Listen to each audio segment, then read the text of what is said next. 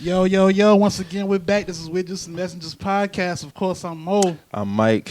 What's happening? It's Marcus.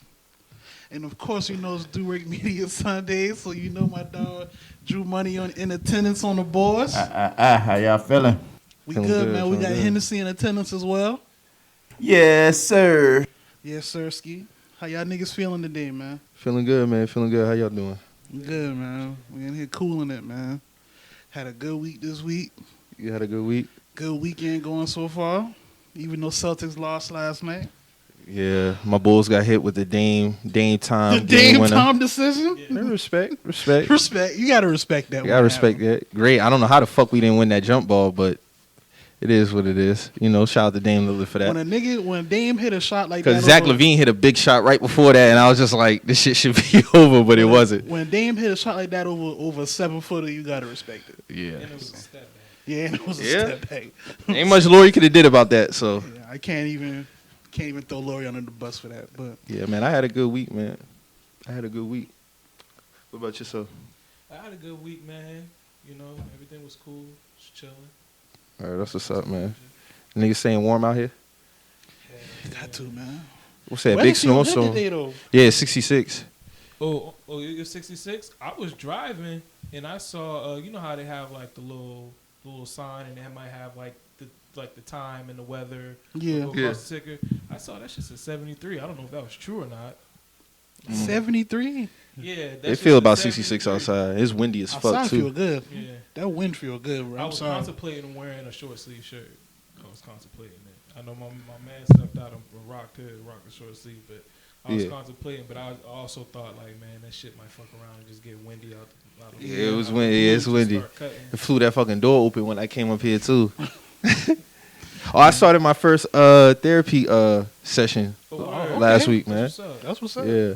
Just for those who don't know, I started going to therapy last week. Well, initially I inquired about it a few weeks back, but I had my first session last Thursday. It was pretty good, man. I just wanted to go to like just get a better gauge on myself as a person, like see what things I could possibly work on, to be better, coming out my last relationship, shit like that. And black therapist?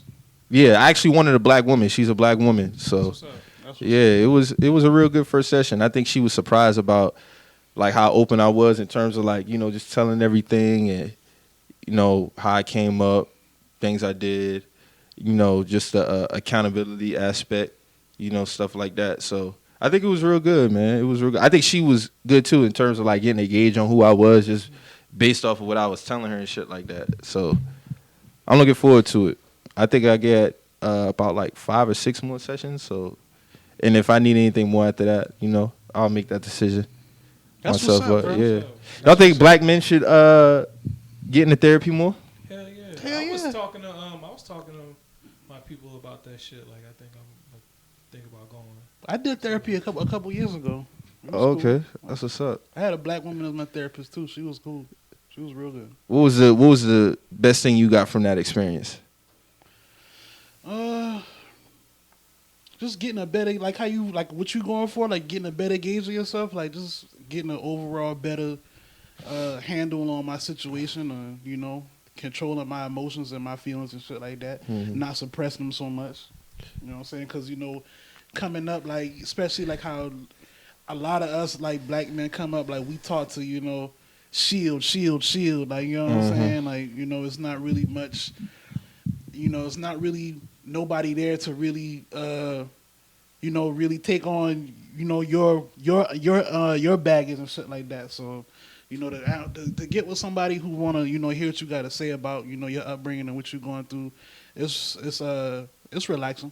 That's good. I think it's also good to have like an unbiased view too. You know what I'm saying? Nobody who ain't got no ties to you or nothing. Because of course, like you could talk to your friends, your mother, your father, whoever was close in your life, but to just get that unfiltered, like unbiased opinion, like I think it'd be real good. So I actually got an assignment to myself that I gotta write a letter to my younger self, and I ain't never done that before.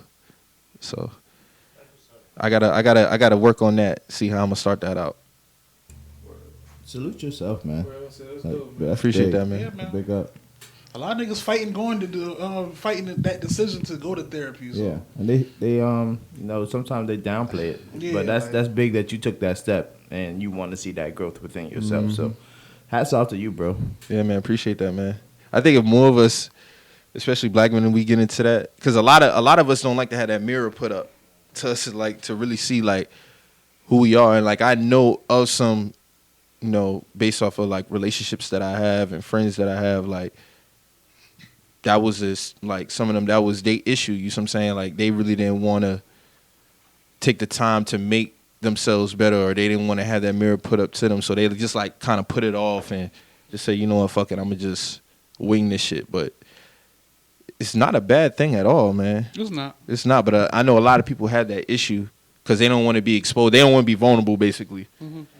Like, I don't have a problem being vulnerable. Like, I talked about certain stuff on this podcast before. I don't deep dive into everything, but a lot of people don't. A lot of people have an issue like just being open about a lot of shit. And that's crazy you said that, because I'm actually reading this book on shame and how shame isn't something that we consider a big emotion that we actually feel. So we downplay shame to where it's just like, Like some things, like if you see somebody do something jokey or like about to fuck up, or you see like you just be like, oh my god, like you feel the shame for them. Yeah, that's a real emotion. You get what I'm saying? So looking at yourself and looking at the things that you do, sometimes we put it in a different category when it's really shame, or if it's a feeling that you don't feel or you can't explain, it's probably going to be shame. But it's a good book. I'm only on chapter 3 now, but I'm deep diving into that shit. Yeah, I'm going to have to check that out myself, too. Sounds very interesting. That's what's up. I think it was important, too, that I got a black woman therapist just so you can, well, me personally, just get a better understanding of, like, just the woman in general, you know what I'm saying? Not saying that she speak for a woman, but she can probably, like, sympathize with the feelings they have and stuff, like the emotions that they go through and stuff like that. And I think I'm not, downplaying any black male therapists at all, but I feel like I could get more of a genuine, like, opinion on things if I have a black woman's perspective on it. You know what I'm saying? So I'm definitely looking forward to seeing how this plays out for sure. But I think it'll be nothing but a positive experience for sure. Yeah, I feel that. And that's good that, that shows you guys that we're just the messengers, support black women. That too. Well, we always did, though. We always do, but now we have 2 testimonies of us both supporting black therapists. So there you go. Shout out to us. Yeah, salute. Big up. Yes, sir. It's not just something we talk about on wax. We actually live in this shit. Yeah. So.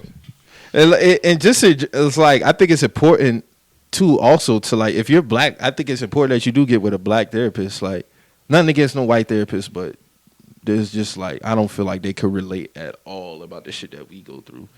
Especially, like, with the rough year that we had just in general, like, us getting killed, like, seeing us constantly getting killed or, like, just mistreated, bro. I don't feel like they could relate to no shit like that. So I think it's important that if you're black, that you do get with a black therapist, because they could understand you a little bit more, unless they on some coon type shit. But, and in that case, you could just switch them, That's got to be a nightmare, having a coon nigga as your therapist.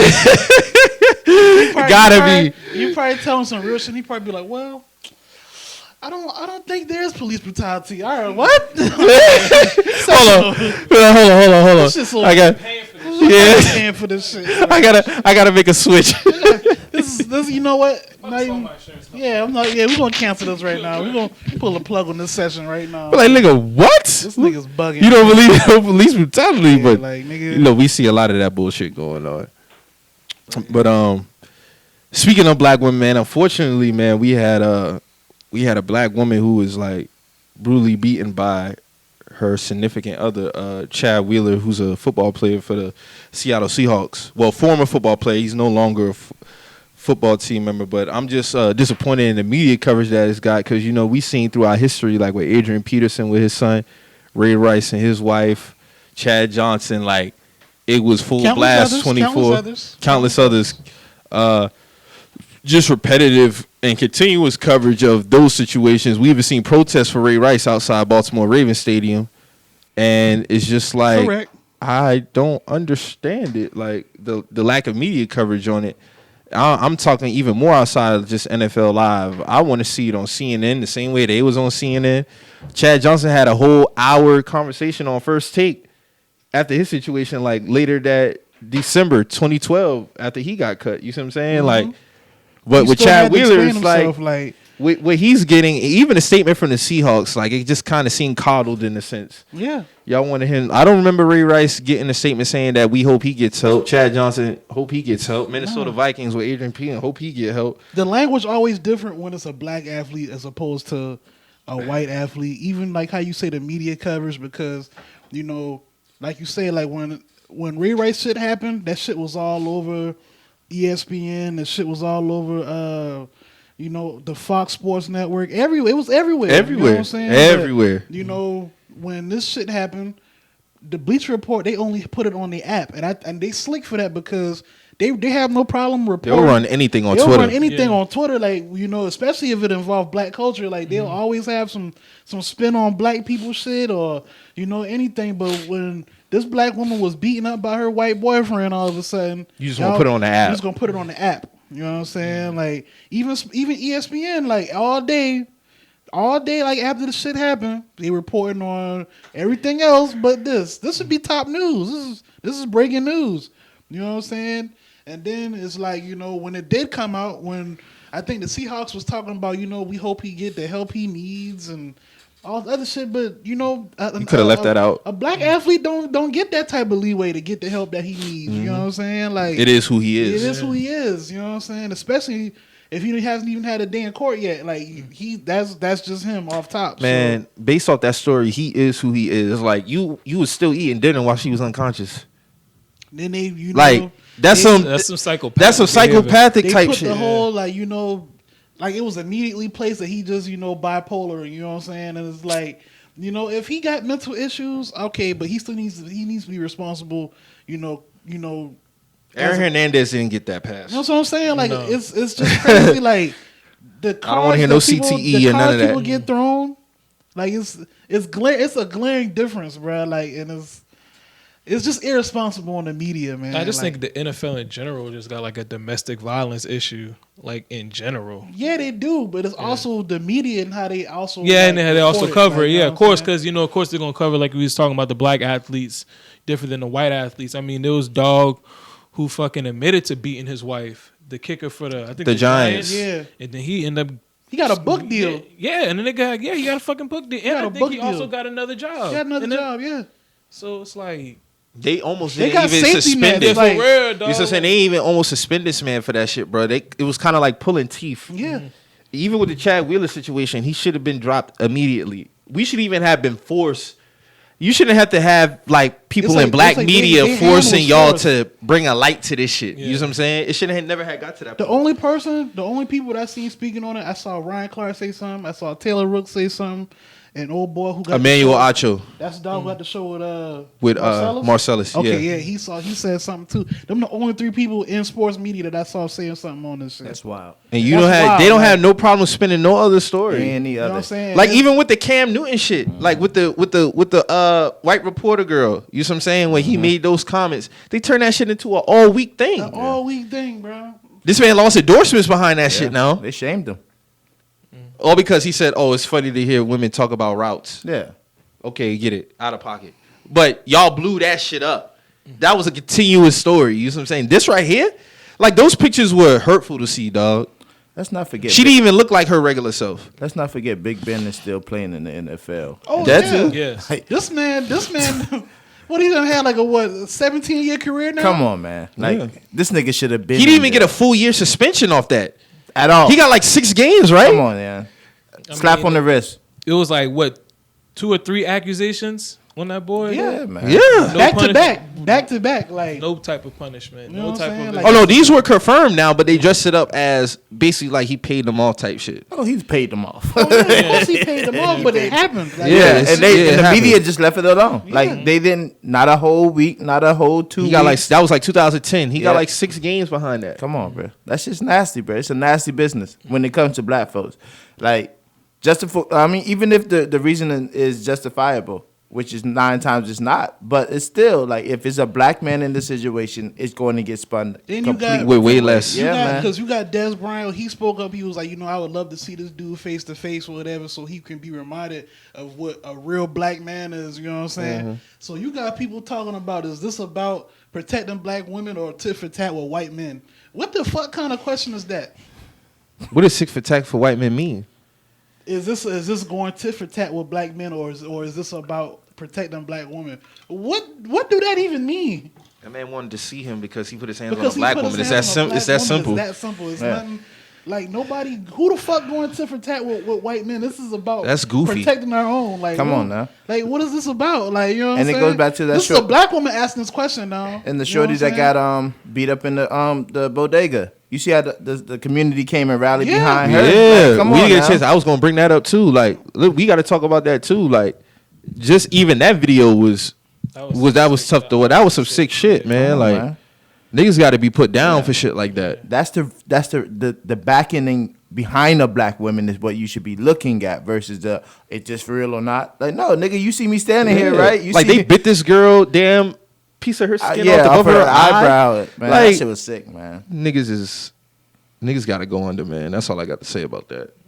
Because dog, like, just imagine if that was like your sister or your aunt or your. I wouldn't be sitting here right now. Word. No, real talk. No, that's I real really shit. wouldn't be sitting here right now. And then like, it's so crazy because it's like, dog, as a person, as like a man, you get put in these positions, and it's like you have no choice but to do these things. You know what Exactly. I'm saying? Like, you have no choice. So it's really, you have to stand for something. You know what I'm saying? Or fall for nothing. And But it's but frustrating. It's fucked up that I have to pick this choice. Like, I really have to, like, I have to do something to this nigga because he did something to you. It's only like I have to do it. But it's like, okay, my repercussions for this is I'm probably gonna go behind bars. I'm probably gonna miss out on my family, all because a fuck nigga stepped out of pocket and did some shit that he wasn't supposed to do. Yeah. It's like I can't just like do something to him and just like walk away with my life. Then you still got to be questioned on if your actions genuine or not. Come Like, on, man. That's just crazy. It's crazy. That's all I always say. Like when situations nasty like out that, here, man. and it's not, it's multiple occasions where people might really contemplate if they want to do something. Because like, is Right. it worth me going to jail for the rest of my life? Is it worth me doing X amount of time? Some people don't even think about that shit. You see what I'm saying? Like sometimes you just on go mode, and you still make whatever decision you choose to make is yours at the end of the day. You see what I'm saying? But you still got to protect. What's yours? You still gotta protect what's yours and protect your family. At the end of the day, That person got to know that you can't get away with With doing this some shit, shit like like, this. hell no. Whatever it is that you choose to do. because in they like some situation like that, like I'm gonna throw it all away. I'm just say fuck it. Like if that was my mom or if that was my sister, I'm just gonna say fuck it. That shit crazy. Yeah, that shit. bro. Because That shit that's what I'm crazy. saying. Like when you think about just even seeing that shit, and it's somebody close to you, your mother or your sister. No, you on go mode. Yeah, you gonna I've throw it all reacted away. to less. Yeah, you gonna. You know throw what I'm it all saying? away. You Like gonna throw it all I've reacted to less, so I know if I saw some shit like that, like just like Mo said, like I wouldn't even be right here right now. Big Like, ups to that community for standing Yeah. behind her though. Like I can't commend them enough for that. Like all of those dudes locked up right now. Did they catch any of them? I think so. I think they arrested like 2 of those dudes, if I'm not mistaken. So, shout out that community though, man. You know what I'm saying? That's what we say. Like when people say it takes a village, like you really need to get to community looking out for community. Like you know what I'm saying? Like so that was good to see because it really did used to be like that for us. Like not too long ago. So that was good to see. I had to take a positive from that. Yeah, but yeah, as far as that Chad Wheeler situation, it's just like I wasn't trying to hear none of them tweets he put out neither. Like, I need to get the help. Nah, dog. Nah, bro. Not trying to hear Those that are one. patterns that have been there. That shit, yeah, and that's not the first time he's done that That's shit. not the first time. This time you just got caught. Man, it was just so crazy to see that shit just go on the raps for that long, dog. Like, BT really did not want to talk about that shit. And I don't get why, because this nigga's not a superstar. This nigga's not like a... No, they get on. That's how you know people are on code. They Word. protect their own. Yeah. They protect their own. It's not about the tears at that point. It's not about it. It's about...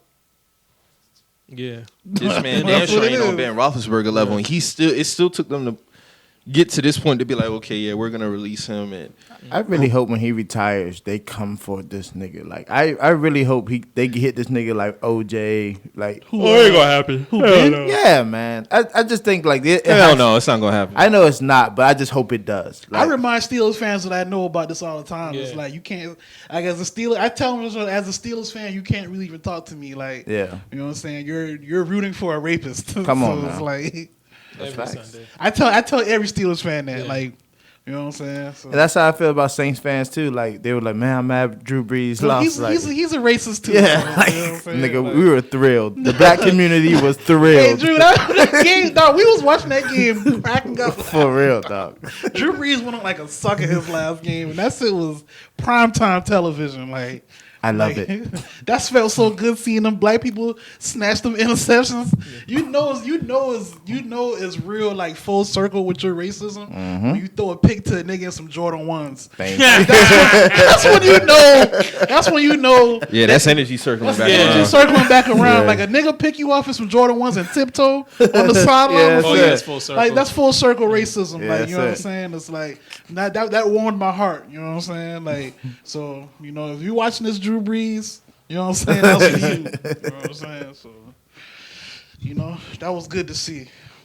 Like that man picked you up in some Chicago 1s. That was a beautiful sight right there. Yeah.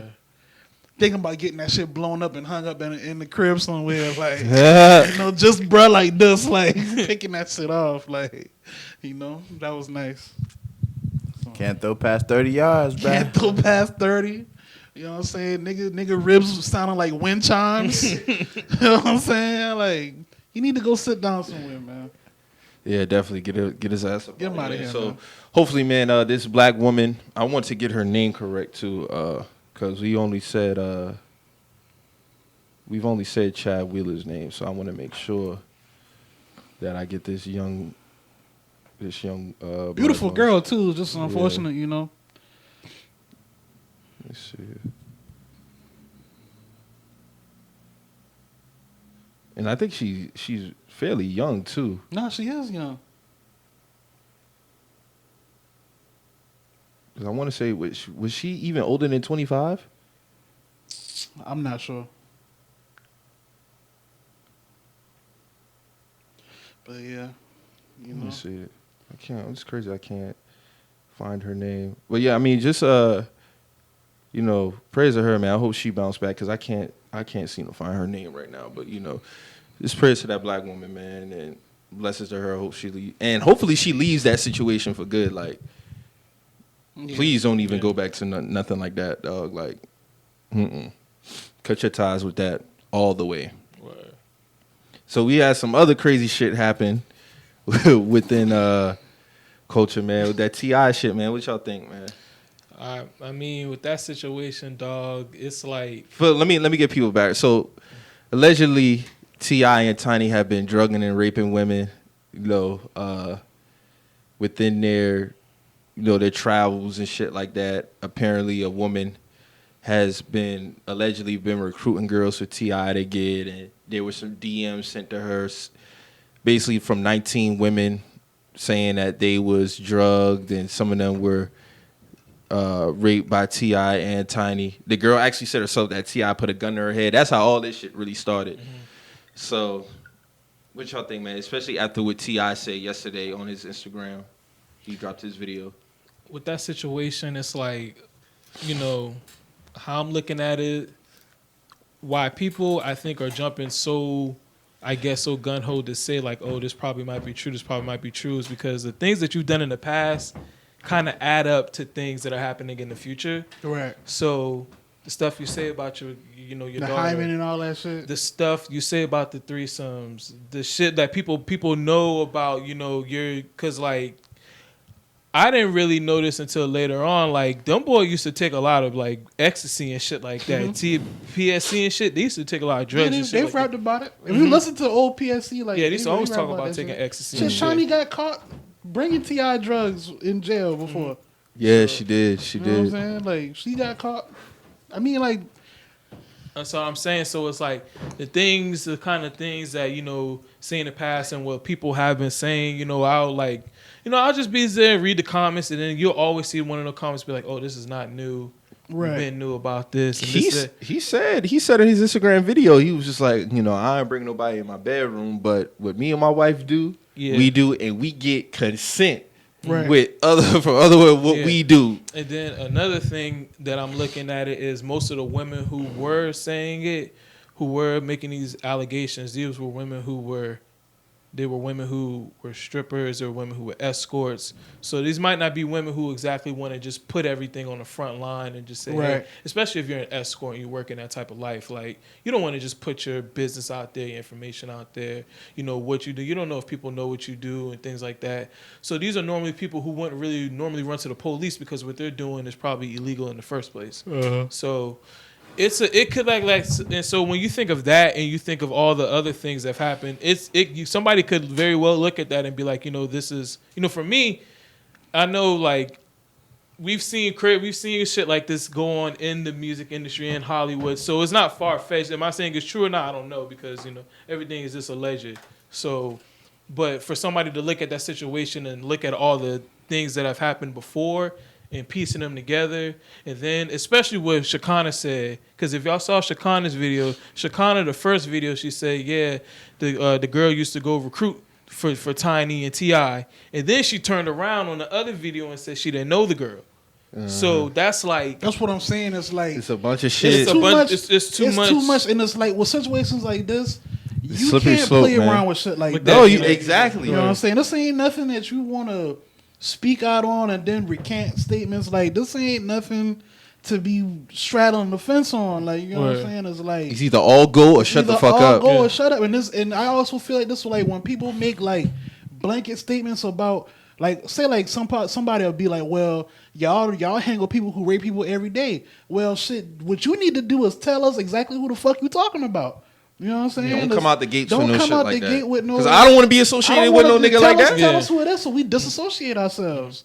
You know what I'm saying? Like that's nothing to play with. You know what I'm saying? Like that's very serious accusations to hang over someone's head. Mm-hmm. So like for her to say some shit like that and then take it back, I'm not saying that I don't believe any of the other victims or whatever what their alleged statements are, but it's like it's real. It's a real crazy situation to just be on the outside looking in on. And that's what I'm saying. We talking about 19. So they was also saying that there was some girls who might have been part of some blog sites who was just making up stories and sending them to her, Right.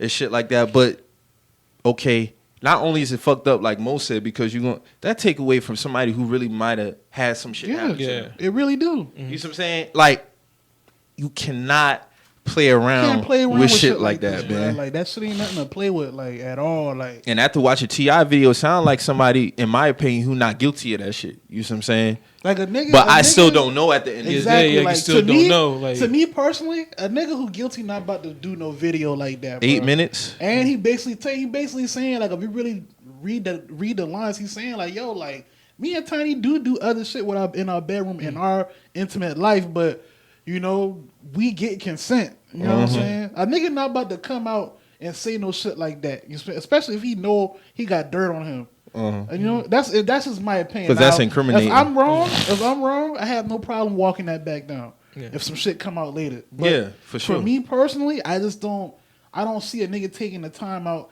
especially with lawyer advice and shit like that in these days. A nigga not just about to come out and say no shit like that. You know what I'm saying? Yeah. To me. And talk for that long. You know what I'm saying? The lawyer would have been calling to interrupt that live. but at the same time, it's not like this. It's all allegations and alleged. So there's really no need for like a police report. So there's no really for him to really hit the horn on. And the this lawyer, one situation where they're saying a police report was filed, and I'm like, okay, where's that police report? Oh, I didn't know that. Because that's public it's a information. situation where they're saying there was an altercation with T.I. and one of his neighbors and shit like that, and police were called, a report was filed. Well, where's that report? You know what I'm saying? Like, y'all gotta, if y'all gonna be playing around people, y'all need to watch what y'all saying. Because y'all saying a report was filed, where's that report now? Yeah. You know what I'm saying? When you start even talking about this shit, you can't be finicky on no information. Yeah, you gotta have for something for that serious an allegation. Yes. But it's a lot of women. It's 19 women. So that's what I'm saying. And even if one is lying, it could taint the perception of the rest. Yes, yeah. You see what I'm saying? It's fucked up. And that remind me of the Chris Styles situation. Like, even just looking at how that shit panned out. Like, this man had like damn near 60-something, close to 100 women dropping stories about like how this nigga was coercing them and all this other shit. And this nigga went on live and he was just like, yo, if I ever did anything to you, please go to police. Ain't been no police reports filed against this nigga. Nothing. And this nigga just had a whole fucking rebrand. Like, this shit is nasty. You see what I'm saying? It's like, even to have that attached to you in itself is nasty. That nigga now imagine if a lot of shit behind that. You know what I'm saying? So like, but a lot of you times, always gonna have that tag on you. Yeah, but a lot of times, I heard women when they say like, if it's past a certain time and they go to the police, it's like the police can't really do nothing unless they have like real sufficient. And see, that's why I'm not against. Like that's why I don't care about if necessary they file a police report. You see what I'm saying? What I'm saying is that. Because you have some of the main reasons why women really don't go to police because they feel like, for one, they're embarrassed. Number two, they feel like nothing might get done. So if they come out sometime later, I don't really care about that. You see what I'm saying? It's plenty of women who come out years later and some man done did some shit. Yeah. They probably might have just came at peace with it or they realize they need to speak up. Yeah. It's not me to say when you should speak out on that shit. You see what I'm saying? But when you have a substantial number like that and like nobody went and this man just chilling, and like he basically telling y'all to like go to the police, like telling these things, and nothing comes out behind that. It makes it look. It do look a certain. It look way. a certain. I wish you know. And I wish it wouldn't be like that. Yeah, I wish it wouldn't be like that. I wish if something happened, they would go in.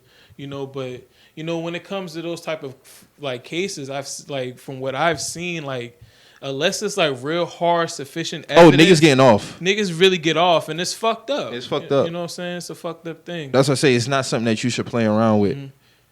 Because I've known the situations of women lying.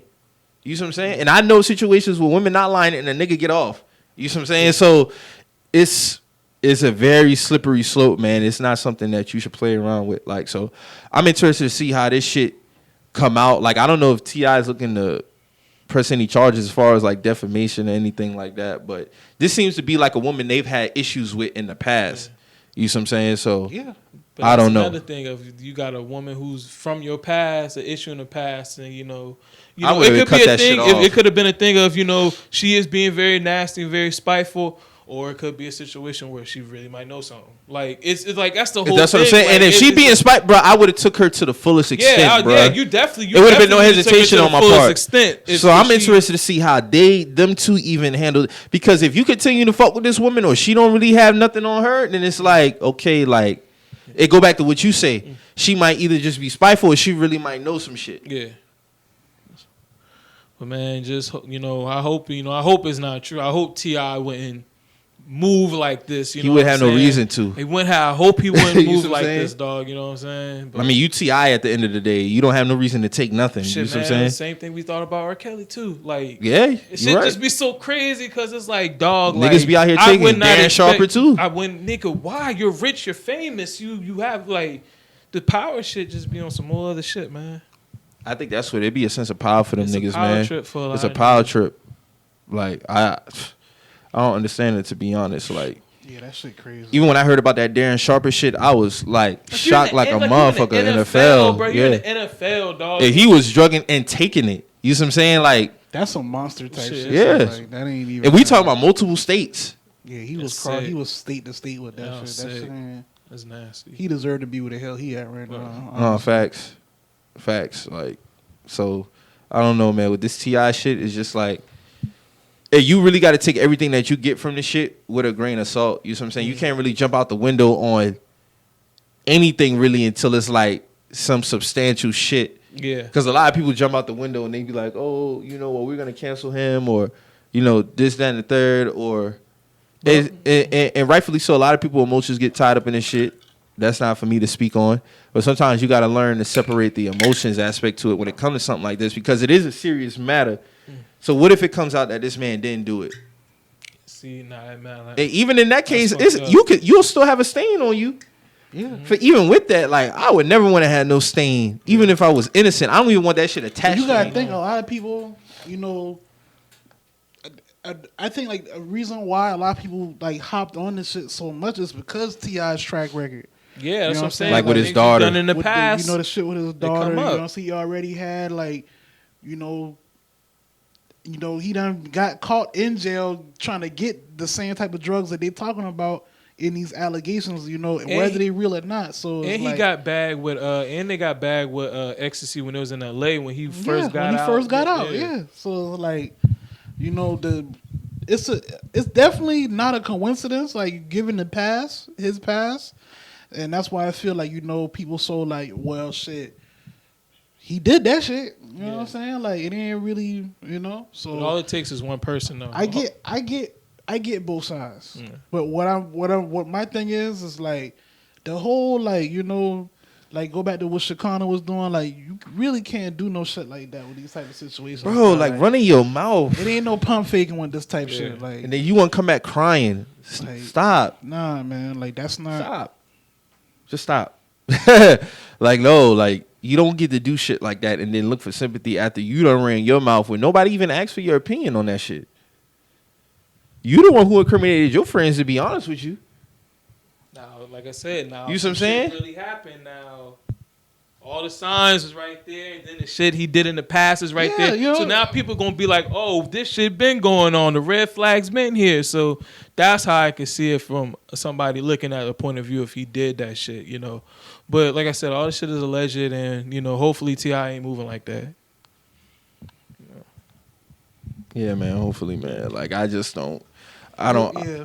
That's all. Yeah, we'll definitely get more information as time go on when it come to this shit, man. So, you know, that's all I can do too, Drew. Like just shake my head. That's all you can do. I mean, well, we don't really have too much, but you know, if there are any victims, you know, I hope they get the justice that you know they deserve. I mean, it's been a slew of that shit I've been seeing recently. Like there was this girl on Twitter who just came about a nigga, like a Twitter nigga who you know had raped her and. You know, just reading her account and her story and her situation, it was just like, that shit was an eye-opener, man. It's just like, niggas really be out here on some weirdo time. Like, some nasty shit. And you know, already know the nigga couldn't take it because he deleted that Twitter account instantly. He got up out of there, deactivated, whatever the fuck he did. So, yeah, man, I don't want to be associated with no niggas who doing no shit like that. Niggas be having the most to say on the timeline until it's their day in court. Mm-hmm. Yeah. That'd be the shit for me. Like they ain't got nothing to say to defend themselves on that matter. That's the shit that be trippy. For real, you right, Mo. They niggas have a lot of shit to say. A lot to say about a lot. You know what I'm saying? But hey, man, I don't want none of that shit around me. That's all I gotta say about that. That's why I said what I said. Is like, you know, people will say like, you know, blanket statements like, you know, like y'all hang with this person and that person who known and do this, and it's like, well, shit, like, you know, I would like to know exactly who the fuck you talking about. Yeah, because like, if you tell me and I still hang around this nigga, then obviously that's a reflect on my character. You know character. what I'm saying? Now you probably looking at me a certain way. But if like I know, but like tell me. Like if I didn't know and I'm around this nigga and you looking at me crazy, and it's like, bitch, like I don't know that. You gotta tell me something. Like if you know something, tell me. Like, I don't want to be hanging around no niggas who's a fucking rapist. That's not of my cloth at all. Word. So that's it. You know, like that's just something you can't play with like at all. So yeah, man. I ain't with that type of time. At all. So unfortunately, we lost a legend, Cicely Tyson. She passed away. I didn't even know that she was up there like that, man. I thought she was like 80 something. Nah, but she passed 96. away. She passed away at 96 years old. I thought she was gonna hit 100, man. I thought Cicely was gonna hit 100. She gave us some great films throughout her time. She won a lot of awards. She worked a long time. She worked a long time for real. Yeah, she did. Long time, and she didn't start acting until she was 30. Mm-hmm. So that's 60 plus years of work. 6 decades of That's crazy. Yeah. 6 decades, bro, of acting. Like, you perfected your craft. And and that's how you know somebody really loved the craft, because I'm pretty sure she could have been stopped. Yeah, I'm pretty yeah, sure she could have facts. been retired, Of but course, like she it's like she saw her purpose in helping black people and pushing black culture and black cinema. So rest in peace, the queen, man.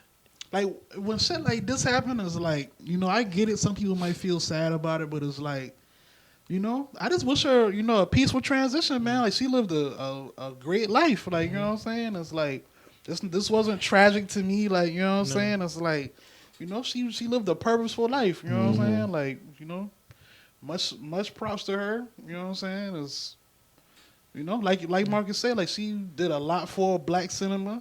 You know what I'm saying? A lot for black, performance arts. So it's like, I can't really hold my head down when I hear, like, she passed away. Like, I feel like she lived a very she lived a very good life, full like, life. a real Full full life. life. Like, you know what I'm saying? It's like, I hope I can make it to 96. Where I hope I can make it to 96. Where Like, just I would assume something like she kind of went out, peaceful. You know what I'm saying? It wasn't nothing yeah, painful, like, nothing at like 96 that. I can go out peacefully. Yeah. 96 I can.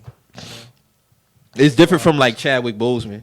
You know what I'm saying? Yeah. right. Kobe Bryant, shit like that. So, RP to her, condolences to the family. She gave us a lot of great work, man. A lot of great work. Took home a lot of awards. And just to see her at that time, like to see her so young and like full of life, like she was really killing that shit around a time where black people wasn't shit. You know what I'm saying? In America. And she was like doing her thing. Her and James Earl Jones, like, together, like, young. Her and Miles Davis. Yeah, like, I didn't Yeah, know. that's crazy. That be reminding me that James Yeah, James was like, what, 88 or something? Nah, he up there too. Like, Yeah. he like 90 something. Like, Oh, he up okay. there too. Because I know he's supposed to be in the new Coming to America. Yeah, like, he up there too. So it's like, shout out to Cicely Tyson and her family, man. It's so crazy because you'd figure like back then, as far as what people ate and That's that grits, grits babies, boy. You know what I'm saying? Like what they ate and stuff like that. It'd be crazy because you'd think like nowadays with how advanced technology is and things like that, we'd probably be living longer. But it just seemed like those people back then, they was raised off the land, they ate Yeah, natural food. shit So wasn't everything, as processed what I'm as saying? yeah. So they was able to, live like a very long time. Like my God bless my aunt, my great aunt, she passed away at 93. You know what I'm saying? Right. So it's like both my great grandparents passed away in their 90s. yeah, but there's also like villages in Africa. There's people who are like 130 years old. Yeah. You know what I'm saying? So it's like Still kicking too. yeah, still kick. So it's like to see like that and to see like damn, like people living off the land and really like taking care of your temple. taking care of their body. Yeah, I mean, like when my granny, she lived to be 93, and she had both her legs amputated. She had 2-3 strokes, so she was paralyzed on her right side of her body. But honestly, like it was like a decline for her. But it was like going back to her upbringing that kept like any other food, like they try to give her nothing. But when you put grits or something like oatmeal or something, filling that they say like stick to your bones, that's what kept my granny to be that long. You know what I'm saying? Like eggs and grits for maybe breakfast, lunch, and dinner. Yeah. But if it's something that she will eat, you got to give it to her. You know what I'm saying? But it went back like that's how we kept my granny alive that long. Yeah, that's what I'm saying. Like a lot of them just was on some. They really didn't subscribe to like the norm now of like transitioning to eating healthy type. Not saying that it's a bad thing or nothing like that, but like my great grandmother on my mom's side, she lived to be 102. Word. You know what I'm saying? So like when my granny passed away, it was just like I didn't really feel like no real hurt about it. You know what I'm saying? Because she lived to see all her. Like my grandfather was probably 70 something at the time, so you got to see all your kids like really grow up and like become like that. In itself could be a blessing if you think about it. Yeah. Like if you live to be that old, you see your child be what you like, be old like you. You know what I'm saying? Yeah. Like that's crazy. That got to be crazy in itself. You know what I'm saying? I remember Like I saw had, you come up from a baby to be like 70 plus. They had a That's crazy. Then saw your kids, and then saw your kids' kids. Your kids. They had a TikTok challenge like last year when they was doing some shit like that. Like they was having people like show off the generations in their family. It was like from the youngest up to like damn near one girl. It was her mom, her mom's mom, the great grandmom, and I was like, damn, like this shit crazy. Like, and I think the girl had a daughter too, so it was like 5 generations. Like that shit crazy. I was like, fortunate to see my great grandmother on my mom's side. I didn't see my great grandfather on my mom's side, and I didn't see my great grandmother or father on my dad's side. But I was fortunate to see her and actually have a relationship with her. Of course, she got to a time where she didn't know who I mean, you 102 years old, but she knew who I was at the time. You see what I'm saying? And I was blessed and fortunate for her to know who I was. You see what I'm saying? So, yeah, she got to see like her whole lineage, really, dog. Like that was crazy. That should be dope. Yeah, that should be dope for real. Y'all know like about y'all like history, like y'all people just like, well, I mean, what you can draw because you know with slavery and everything. I know a good bit. I'm starting as Not I get really. older. I like, need to though. I know, like as I get older, like my grandma, like she's starting to really tell me a lot about her side. But like my granddad, like I know a lot about like my great granddad. Like my great granddad, like was well known in North Charleston. Like Word. you know what I'm saying, he was Broadway Joe. You know what I'm saying? It's So tight. Yeah. you know, like he was well known around the area. Like as like me and my grandma, we start to talk more. Like she tell me about her brothers and her dad and stuff like Yeah. that. Like yeah. You know what I find interesting too? Like I never got to see like older pictures of like my great grandmother because like on my mom's side of the family, like a lot of them are high yellow. Yeah. You know what I'm saying? And so like my great grandmother was high yellow, but when I saw her, she's like a little bit browner. You know what I'm saying? Yeah. When she got a little bit brown. But I see with my grandfather now. Like when my grandfather was like 40s, 50s, he was a little lighter. As he got older, as he's getting older, he's starting to get like a little darker. You know what I'm saying? Yeah. So, and even I saw an old picture like in my great grandmother's house of her mother, high yellow. Like super high yellow. You know what I'm saying? So like yellow too. Like yeah. high yellow. For my family, I don't know too much on my dad's side, but I know on my mom's side, because I had a family reunion. I want to say maybe I think 2 years ago. I found out that like after slavery, like my great great grandfather on my mom's side actually ended up having enough money to go purchase Millen Park, and he ended up buying the whole Millen Park. That's and so what's up. that's where That's like what's up. all my family, because that's where like all my family, like on my mom's side, all my family's from North Charleston. They all from Millen Park, Right. Rivers Avenue. So I didn't know that when I found that out, I was like, oh shit. And then, you know, I started to get deeper and realize like that land has ours and that shit been ours. And there was talks about like how people like, cause now it's to a point where around there, it's like there are white people there, but that's only because that somebody decided to sell their piece of the land to them. It wasn't like they went and started to infiltrate that shit. Somebody literally got to sell you that land to get on Millen Park. And so when I found that out, I was like, damn, that shit is dope.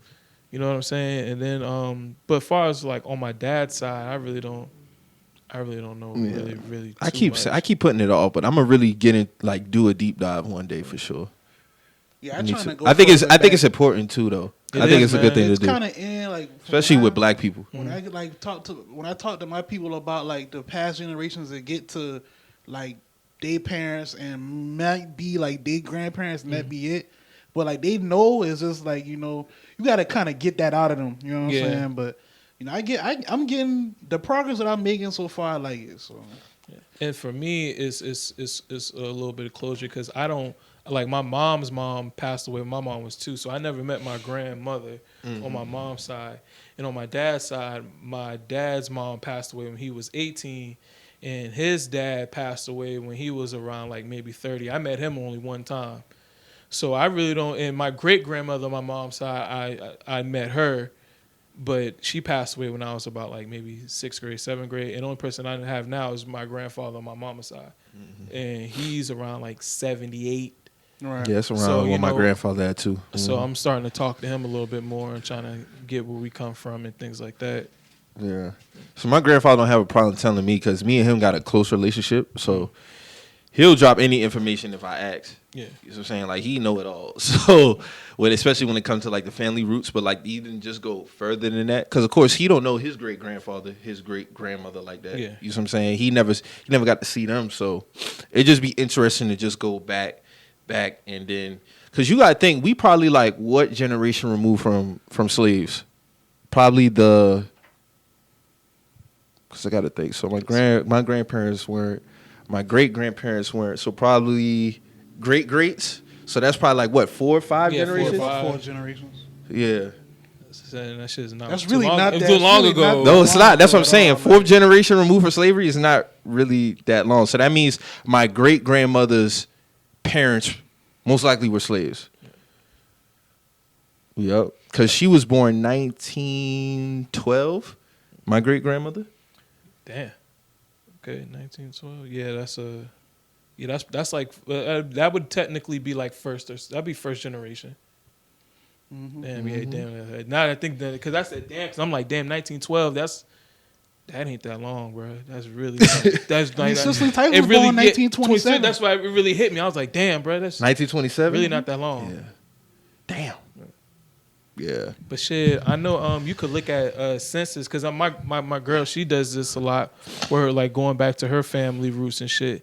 She's actually able to she actually pulled up a census, and you could look at the census and it'll go by like if you were free, it had your name, but if you wasn't free, it just say Negro 1, Negro 2, and she looked at it and I forgot what year hers was, but it was one where they were actually free. And they actually had the last name, like her last name was is David. Well, her before she for her mom got married and shit. The last name was Davis, and she saw that name in there, and saw the slave master last name was Davis, and then it had the property, and then it had her like great grandfather. I was like, oh shit. Oh yeah, because most of our last names come from the slave. I know for a fact my last name come from a slave owner. Straight up, my last name Huguenin, so that definitely came from like a slave owner. But what I didn't know is there's a lot of times of black people like once they got free from slavery, it's like a lot of them made up their own last names, just to break away. So yeah, sometimes that last name shit really don't be meaning nothing. No, I don't. I'd be interested to see what would have been technically my real last name. Yeah. Like to get that information, that'd be dope to find out. But yeah, man, like you said, being 4th, 5th generation moving ain't really that long ago, dog. You still got a long way to go. But, yeah, man, I just thought that RIP to her, man. And we lost another person in black media. Was it Sekou Smith? Yeah, Sekou Smith. Yeah, he passed away from COVID, right? Yeah, he had COVID complications. We lost Sekou and we lost David Chaney, the coach. John Chaney. John Chaney, the coach. Oh, the coach from Temple. Yeah. Yeah, RIP to him. He was 88. Yeah. Chaney was wild, dog. This man wild. had some wild interviews. I mean, he's about to fight that. No, he did fight the reporter, didn't he? Or they had like broke him up or some shit. Fight on court or something. He fought like at a press conference. He was about to fight John Calipari. All right, yeah. Yeah. And this nigga on a press conference, he was like, they said something about the game. That nigga said something like, that's why you send a goon in to go and foul the dude. He's like, you send a goon in to do the job. Oh yeah, he was known for that, bro. Yeah, I mean he caught a lot of heat for that shit. Yeah, that nigga said you send. Chaney was a wild motherfucker, man. He was a wild motherfucker. RIP to him, man. I don't mean to say motherfucker, but he was a wild dude. But he was of that era, like like black coaches, like Thompson, them boy ain't take no shit. Those are top black coaches though, like. Word. John, shout out to John too, because I remember he walked off a court one time for like to go against like some shit they had going on at the school. Like he stood up for some shit. Like he actually walked off the court. So like, but John and both and Chaney, I mean, they both stood up for some shit. Yeah. You know what I'm saying? Especially at a time where again, like black coaches wasn't really prominent. Trying to build up programs, which they did. Like, cause you think about Temple, like Temple wasn't relevant until Chaney came around. You know what I'm saying? Really. So they pulled up some maybe it plays Eddie Jones, being one of the more popular ones out of Temple. Yeah, he went to Temple, right? John was in the middle of DC holding it down, like you know what I'm saying. So, and we already know what he had coming out of Georgetown. So with Pat AI, so shouts out to him. Alonzo too in it. Yeah, Lazo. I think so. Yeah, Alonzo Mourning too. Yeah, he had some people come through there. Yeah, so RIP to him, man.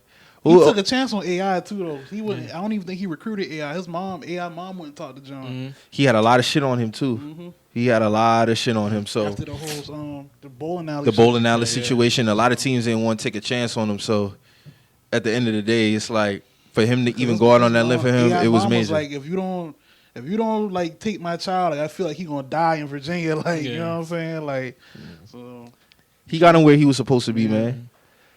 Speaking of that though, I want y'all to speak to how y'all feel about y'all old principal, man.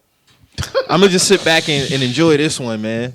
I saw Mo got took it on Facebook. You got it, man. All right, man. So get the people up to speed on what y'all about to talk about, man. You know, we got our feel good story for 2021 right now. You know, Darby is basically, he working at, a little after hour job, so you can help pay for, students and shit.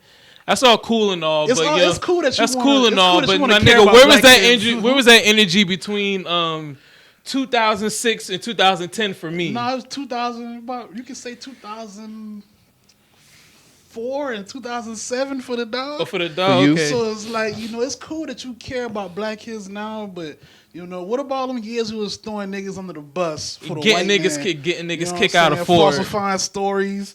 And unnecessary suspension times for this nigga. The reason why I couldn't play in the playoffs that one year, dog. This nigga took one of the most talented basketball players we had off the team over some minor shit. This nigga bullshit. It wasn't even my fault, Mike. I just been there. Marcus was a starting point guard now. You know what I'm saying? I'm the and usually starting point. Usually, man, shout out my dog Mike Matthews. Shout out my dog Mike Matthews. That nigga got the ultimate pass, dog. Mike got a different pass. Mike was playing two sports. So, I get it. But I'm the starting point. Like, I'm like, well, I don't even. I'm I'm a sophomore that year. He was cool at Burke, but I'm like, well, shit. How you go from holding it down at Burke to come into Fort and just completely selling out? Like, this man admitted to lying on me in front of my mom. So it's like. If my mom on my side and my claims, like, it's nothing that nobody can really tell me. You know what I'm saying? That's just how I feel.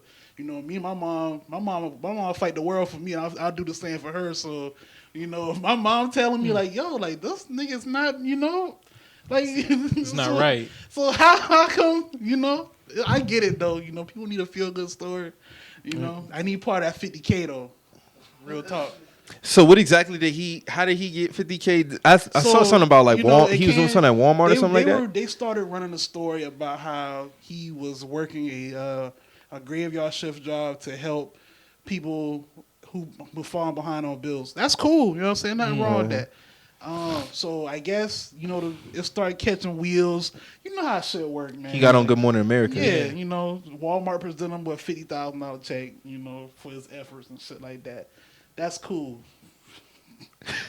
But the truth still gotta be told. Like, you know what I'm saying? Like, so Facebook had hit you with the Matumbo when you started dropping jewels. Listen, no boy hit me. I'm on the post, like, I don't, like, everybody commenting on the shit that agree with it and whatever, and it's like, all right, cool. So I go to put another comment on the shit, and it was like, You've been removed for 48 hours or some shit like that. And I'm like, Darby got going to get some guidelines, huh? Darby get you out the paint. I go to post it sitting the little hazard sign come up my phone. I'm like, what? Like, what the fuck is this, Facebook? Boy, done report you, dog. Niggas done report the dog, man. Like, How they get kicked off 2 apps, Mike? They get kicked off Facebook. How you get kicked off 2 apps? Hey, ain't nothing but a gangster party. Hey, I'm America's Most Wanted, man. America's Most Wanted. Hey, man, I'll never not tell the truth from my situation. Like, if dog wanna, all of a sudden what was the most pettiest thing that he got on you about? Man, dog, it's not even like, just me. Like, just for the shits, like, just for the show, like, man, what was the most? Bro tried to suspend me for 2 weeks and was lying and saying that I was cursing him out and, making a big scene, like, in the hallway with me and shit. And then when we get behind closed doors, you call my mom, tell me I need to be out of school for 2 weeks for what? Like, I'm a senior. Like, why you trying to, you know what I'm saying? What the fuck I got? I'm trying to walk, my nigga. Like, you trying to railroad me? Like, 2 weeks, a senior losing 2 weeks. No, that's major. That's major. Like, you know what I'm saying? Off some other shit. Then you telling her, oh, I gotta be hard on the black kids because I'm the only black administrator here. And I'm like, bro, like, if you're the only black administrator here, shouldn't you be trying to look out for us? Why you trying to throw us under the bus for, you can still be disciplinary, but like, you go overboard. Like, it's like, bro, you kind of doing too much, bro. My mom, like, bro, like, so you basically saying like you're fabricating this story so you can look like you're going harder on the black kids? He was like, I mean, I gotta do what I gotta do. Man, State Joe Clark in it. Like, that's what he was like. I gotta do what I gotta do. And I'm like, bro, like, what's going on in here? I'm looking at my mom like, yo, what's going on in here right now? Like, in pictures 16-year-old me. I'm just like, yo, like, what the fuck going on in here right now? Like, it's crazy. It's crazy. But I mean, you know, if niggas want to grow up and, you know, care about kids, you know, care about their people, it is what it is. But I'm gonna always tell my experience. You know what I'm saying? And niggas felt just like me. So Yeah. I know a couple of niggas that done personally got railroaded by Darby. yeah, like bro really was pulling the plug on niggas, Yeah. bro. Like for real, like If you was like teetering the line, Like, like, niggas bro- gonna cut that shit, nigga. yeah, bro was pushing for you to get like, hey, get him out of here. Yes, Like, if know you was what I'm saying? teetering the Like, line, nigga, he was gonna be the first person to be like, yo, you know what I'm saying? snip this Clip nigga, that. clip You the, know, but, slip I that guess nigga. shit happened to people and now they want to care about people. So you know, it is what it is. Yeah, man, people change. You know what I'm saying? People I don't change. think I don't think so. But I mean.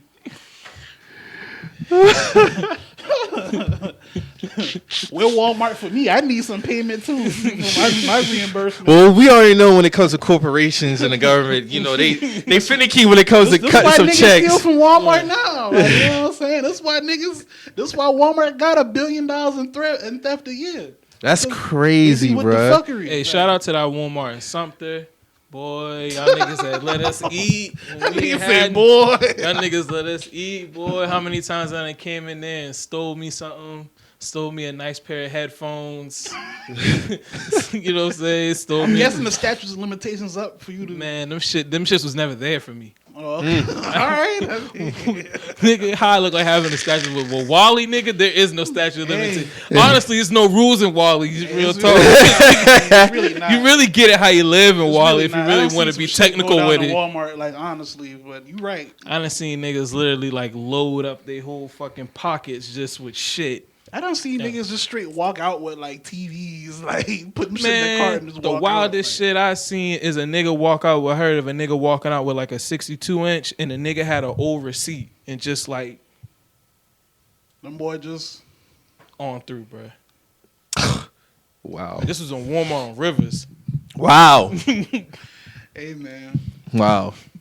Hey, that Walmart kind of. I'm gonna leave that Yeah, one. that, yo, that I'ma shit leave be one. live though. That shit, yeah, that's That's a Wow. classic Walmart, That's man. a I- classic yeah, Walmart. man, that speak Walmart down- there is wild, I'm gonna bro. speak down on that Walmart. No, I didn't speak it down. I was just like, you know, I've seen some things, I've Yes. seen a lot. I've seen a lot of that. you Walmart. know. So at that Walmart on Rivers Avenue, salute to you, man. That's all I got to say on that one, man. So yeah, Parking lot stories, in-store Yes. stories. You know, Drew, you know, Drew, you feel me? It's you, man. That's all I got to say about that one. niggas man. want to hand out 50 bands, man. I need it too. You know what I'm saying? That's all I'm saying, man. For my you know, for my pain and suffering from going to Fort Dorchester, I need that too. That's all I'm saying. nigga took on some pain at that damn school. Shit is wild, man. I don't get it myself. But do you think it's the love? Because if he was at Fort, you think he would get the No. same love? No. Is it only because he's at a black school? He had a black school, and it's like, all right, I get it. Like, if you had a black school, you are around your people, of course you got to conform and do what you got to do now. But when Dawg been at Fort, bro was not on that type time. Nah. Like, you know, like, Dawg was not on that type time at all. Bro was against us. You know what I'm saying? Bro would have not took that job if he was at Fort. That's all I can say. Fuck no. Fuck no. Yeah. That's the truth. Right. That's the truth. Did he do it when he was at Fort? No. He was there. So the truth's in the pudding. See you. He got them brown khakis on, cuz.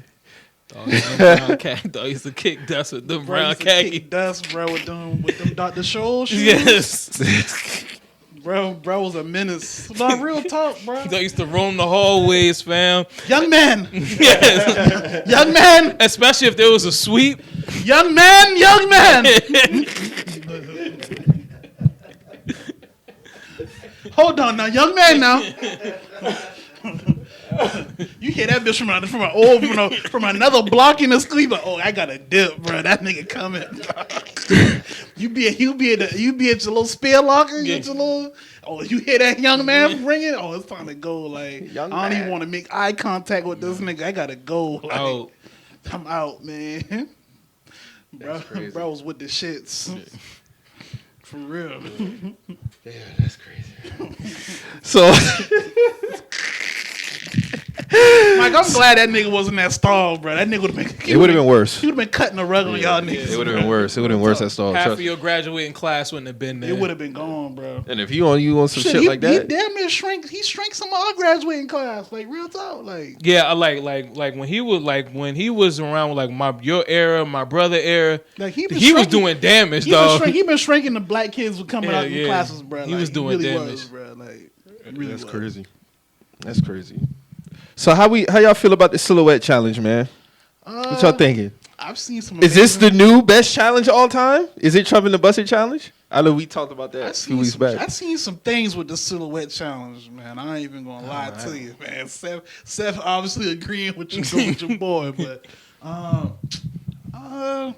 don't know, man. Like, all right, like I hate to sound like like a nun here, but like, what's going on? Like, is this shit? Is it? I just think it's for fun, man. It's to be all right, honest it's with Pretty you. fun, much. but it's That's like- all I'm saying. Like, I don't think it's all the deep dive in that All I've been right, seeing. all right, on all it. right. Then I ain't gonna say nothing else. it's just I some just feel women- like women just want to take advantage of a fun challenge. All and- right, that's cool. But of course, you got to address the other side. You gotta address. That's what Yeah. I'm saying. It's still the other weirdos side. and niggas unfiltering the red light, and so you can see their real body and everything like that. So people was like, oh, if you don't want, you shouldn't.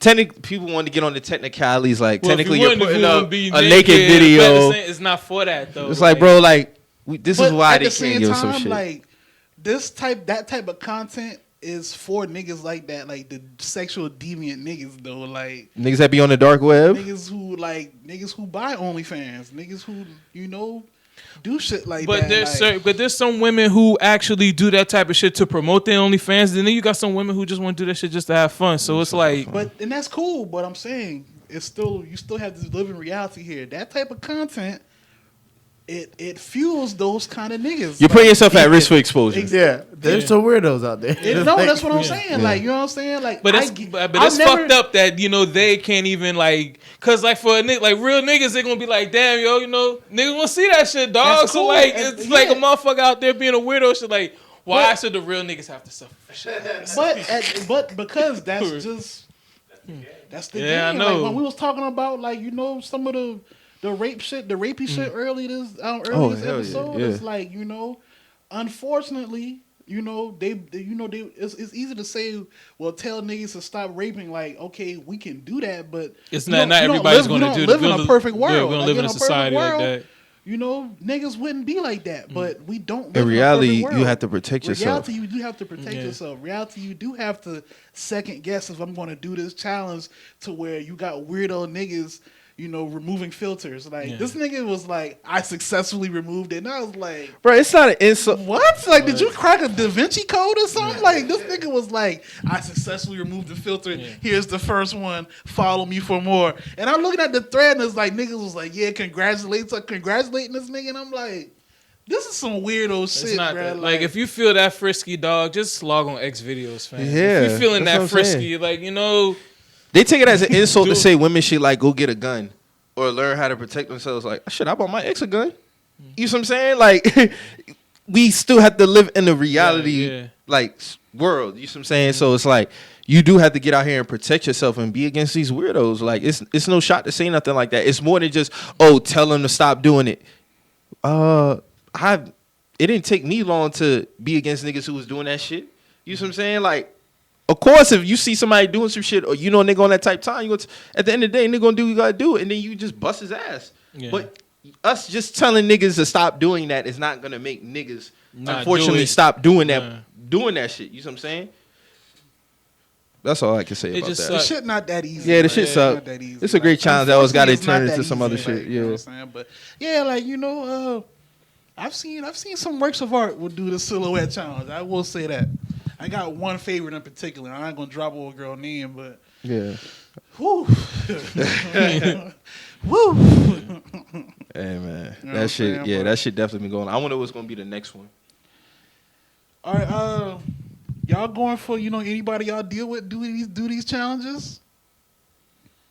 Well, not the silhouette. Let's- I ain't really with the silhouette. Let's address the elephant in the room, y'all. I'm just here Not you the, just I'm here for it, but you ain't dealing with it in your personal silhouette. life. Not the silhouette. The busted challenge, no problem. Y'all deal with the busted challenge. Drew, that's cool. Drew, go ahead. What you got? Yeah, busted. I'm Busted, I'm cool. Yeah, I don't give a fuck. Do you, bro? I don't give a damn. Just do you. That's I mean, even the silhouette, it's like. Nah, that silhouette kind of too much, bro. Yeah, the whole thing with Like, it's- somebody it's- going and it's doing nipples- that it's shit. nipples being I shown would on tell that her. silhouette, I would so- tell her probably not for the simple fact that niggas could do that filter shit. So. Just for your safety, I would tell you, nah, don't fuck with that shit. For your safety, but you I'm know, gonna keep it a buck. I'm telling my gal not to do the silhouette challenge, and if she take it as me being insecure, then you know that's just on her. You know what she doing after that. See, that's why I don't like when it come to the double standard. When it come to shit like that, like. You know And then it don't gotta be a nigga being insecure. It's like, no, I just don't I got like enough you doing respect that. for you. You know what I'm saying? It don't gotta be nothing deep. It's just like, no, I wouldn't like for you to partake in that challenge. You know what I'm saying? Like, I'll only give that warning, like, yo, like, there are some goofy niggas out here, you know what I'm saying? Like, that possibly would damn defilter this shit. If you want to do that shit, still, that's your will, you know what I mean? I ain't gonna stop you from doing it. I'm not even using that angle. I'm just like, hey, I'm just gonna still say, like, this is what's the possibility that can happen. yeah, because they always gonna flip it both ways. Like, is it insecurity? But at the same time, it's like if it was a challenge where I'm a man and I'm doing some wild shit, you would be like, Gray oh sweatpants. yeah, great sweatpants challenge. You'd be like, oh yeah, but let gotta the think, nigga though, do. A lot of women that's calling niggas insecure for that, they not even doing the challenge. So why y'all not doing the challenge? remember, I just If y'all don't- asked that in the if chat. y'all don't see it as a problem, then why are y'all not doing the challenge? Because you know There's that a reason why you're not doing it. you know in your subconscious that you're not really even like that to do that shit. So so why where your silhouette challenge? If you want to call niggas insecure for feeling a way about they woman doing this challenge, then where yours at? And then tell me why. And if you don't have one, then tell me Tell why me you why. don't want to do it. It's a reason. It's Don't a real reason just why. make a blanket statement Yeah. that all niggas are insecure. Tell me why you ain't done one. It always be the ones that be You loud see, about all that. when it come to me, like I see the whole play. You know what I'm saying? So it's like Deion Sanders. You know, It's the shame in themselves. you throw my way, you gonna hit a band playing in a minute or two. So you know, Just even turns in that, like, even when it comes to like, we not gonna like it's not weirdos on the opposite side too. I seen women put Dick Shadow over Pikachu. I seen women. they started the great. goddamn- They started Yeah. the great sweatpants shit. They You see what I'm started saying? it. Like, niggas y'all- was niggas We was talking about minding cartoons now. Yeah. niggas minding their business, just wearing a Tech Fleet suit or a Gap. You know what I'm saying? Just chilling, minding their business. And now he on the internet because he got on sweatpants. Putting pussy lips on SpongeBob. That's crazy. That's nuts. That's nuts, bro. To like show that they wanted it, like show their lust for a nigga. That's If a nigga do some shit like, no, the That's more crazy. The more I seen the one with Bubbles from Powerpuff Girls got the cum on her damn face. That's crazy. We talking So, about cartoons We now, sexualizing cartoons now. but niggas over sexualizing the silhouette challenge. That's all I got to say. Call a spade a spade. We ain't got a deep dive on I that. see the play, man. I see the play, man. I always see the play. You know what I'm saying? But who am I? Yeah, I'm just interested to see what's gonna be the next one. Don't get it fucked up now. I've been enjoying it, so. Yeah, don't get a fuck. But the up, weirdo, man. but the weirdo niggas got to go with that extra yeah, shit though. it's always the lame ass niggas who fuck it up for niggas, you know. And that be the thing is like, all right, like we get it, like it's lame niggas who fuck up everything, but it's like, you know, to make blanket statements like it's all men behind us, y'all know it's not all men behind us. Like these are niggas that we wouldn't even let, like these are niggas we wouldn't even let in this room. You know what I'm saying? Like we being quite frank, like these are niggas who wouldn't be in our circumference, wouldn't be.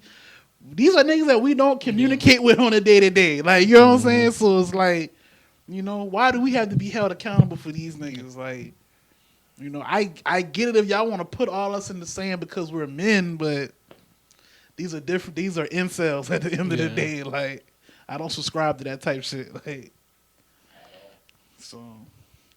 We all know incels at our all-time high. Yeah, black and white incels. All-time high. So we're gonna get into next, man. I didn't get a chance to talk about this, man. But how y'all feel about like the recent comments Shaq been making about certain players, like his assessment on certain players? Do you think it's come off as hate? Do you feel like it's what's the word I'm looking for?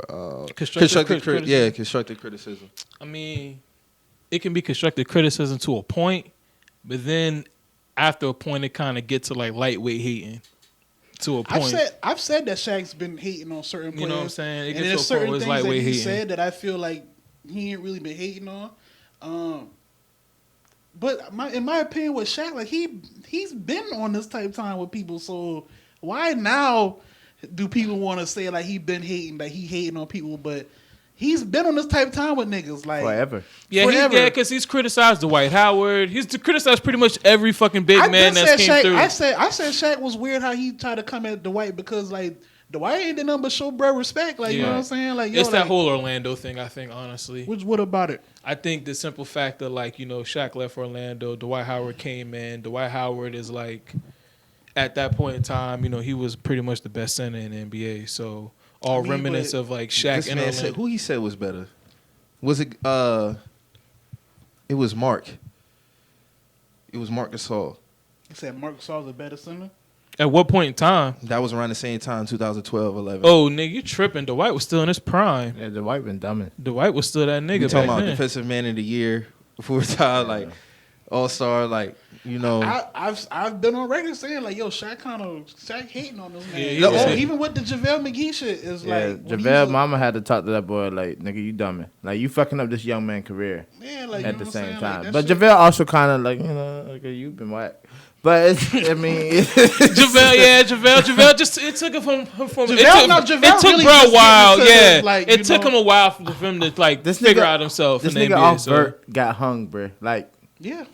In Denver, like, come on, bro. Like, but at the same time, he probably was a nigga who probably just grew into his size and shit. Like still trying to get used to being 7 foot and shit. So I can understand how the nigga might hang himself going vertical. Like, bro, the only thing I didn't like, you shouldn't hang yourself going vertical. Be 7 foot. Come on, the only thing I didn't like, and you talked about it on Twitter, is a comparison with Kobe and Shaq, and I ain't like that shit because niggas, that is not the same thing. It's not. Kobe critique about James like Harden. Nah, Kobe critique about James Harden and what he say about Donovan Mitchell is not. That's hate. When you constantly critique some shit without giving suggestions, that's hate. Yeah. There's never been a time where Shaq sit up on TNT and be like, yo, hit my line. I can get your post game better. I get your footwork better. When Kobe did that with people. Kobe has always offered help. Kobe's always. He shits on niggas, but he always offered help. And it's kind of crazy. It's the reason why he got mentees. When Kobe was playing, who did Kobe help while he was playing? No, but that's what I'm saying. That's the what point. I'm saying. No, that's the point. It's cool if you want to paint this picture, like, and I'm not shitting on Kobe. But I'm saying when Kobe was playing, Kobe was known for being an asshole teammate. Yeah, but let's just keep it a buck. Yeah, no, it wasn't, and I feel you on that. That's all I'm saying, bro. Like all of this trying to like Kobe has been a great mentor at post retirement. But while he was on the court as the Mamba, he was known for being an asshole teammate. This is facts. No, so like this whole trying to rewrite this shit, like I was there too. No, because when Kyrie Irving came to the league, he was automatically his mentor. Yeah, that's what I was about like to he say. was still playing. No, and he wasn't on the downside. And that's what I'm saying. In his earlier career, in his earlier career, I would say he probably was an asshole towards players because you're in competition. But once Kobe hit, you can like be an once asshole and still help niggas. But I'm talking about between those times of like 96 to like 96 to like 2008, 2009. He probably was an asshole, but once he hit that point to like 2011, 2012, he's an elder statesman at that point. Even though he's competitive, he's still an elder statesman. He still was an ass. He told Dwight Howard he didn't give a fuck if he was here or not. Like he really didn't give a shit. But he still was a mentor. He was a mentor to people that he felt that he was a mentor to people that he felt was on his level as far as his competitive nature. So a nigga like Kyrie Irving, nigga like Jason Tatum, niggas like that. That's not hate. So how was Kobe given that right to call out people who he feels not on his competitive nature, but Shaq isn't? Let's answer that question. What are you talking about, Shaq? Kobe saying what Kobe said about Harden is not hate. What did he say? All he said was, "You're not going to win with that style of play." What advice? What advice did he give James Harden in saying that? What advice did he give him? He said if he plays a little bit more off ball, he just knows that style is not going to win. And he was talking more to D'Antoni. Yeah, he was talking more about the system. He was talking more of the system. Hold on, let me add. James Harden still talks highly of Kobe till this day. Of course he's going to talk about highly of Kobe Bryant. Even at that time, he didn't take this shit as a slight. But Donovan Mitchell. That wasn't really, but what he said about Donovan Mitchell was hate, bro. That was hate. If you look at the Donovan Mitchell shit, I don't feel like he was speaking more to Donovan Mitchell. I feel like when he said you don't have what it takes, he's talking about the team. Because he always was. He was directing what he was always saying. talking about Rudy Gobert.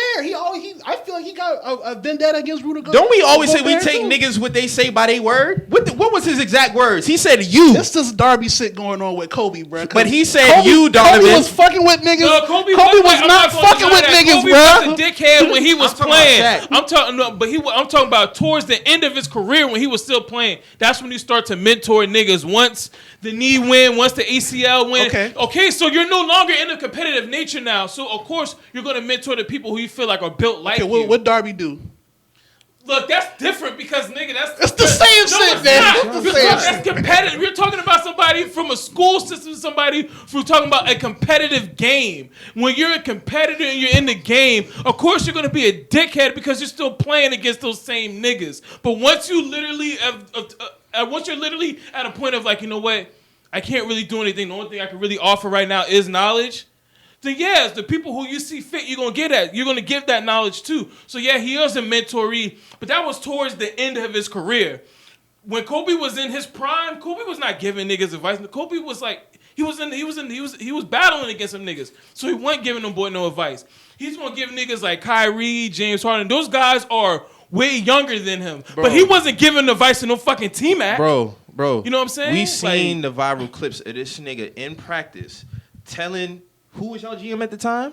Whoever the owner GM at the time, like, yo, these niggas don't want to be better. What the fuck you want me to do if these niggas don't want to be better? He tried to make niggas better. Like, I seen the shit with my own eyes, dog. Yeah, but that's his teammates. I seen the We're shit. talking about okay, he just asked about teammates, though. You could be an asshole and still want your teammates to be better. Oh, I'm talking That's about what being I'm an talking. asshole So with as far as Shaq, around the league. so what As far Shaq as said teammates about is Donovan, concerned, what I'm saying is, when you constantly, with multiple players, say everything they can't do, but you don't offer no, even if it's just verbal, he don't offer no suggestions as what he can do to be better. He just says, you're not going to do it. That's hate. When you constantly critique some shit without no suggestions as to how to get better, that's hate. Like when I get on Dave East and I say, oh, this nigga just whack. Well, Mike, okay, he needs to rap about this. That. I'm not just going to sit up saying nigga shit whack and not offer no suggestions as to be better. That's a hater. Yeah. That's a hater, especially if you say you my favorite player. I can't be your favorite player if you telling me I'm not gonna have what it takes and you don't give me no reasons to get better. That's fucking hate. You don't get to change the definition of what hate is. That's hate. He was hating on Harden?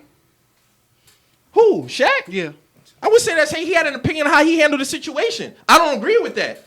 I would say he was hating because he feel like he didn't give his you was tweeting that that's he was his hating opinion. on Harden, though. What? You was tweeting that he was hating on Harden. You feel like he hates on his style of play. Okay. But how he handled the situation in Houston, that's his opinion. Style of play, I really can't say that's hate, and that's really more objective. Bro, when niggas say he played like a hoe, that's hate. What does that mean? Oh no, I didn't hear that. I've said that he played a hoe, and I've given examples how he play like a hoe. Like that's hoe ball how he be playing. Okay, well we ain't gonna deep dive in that. That's a 2019 conversation. But at the end of the day, what Shaq said about Donovan Mitchell, that's fucking hate.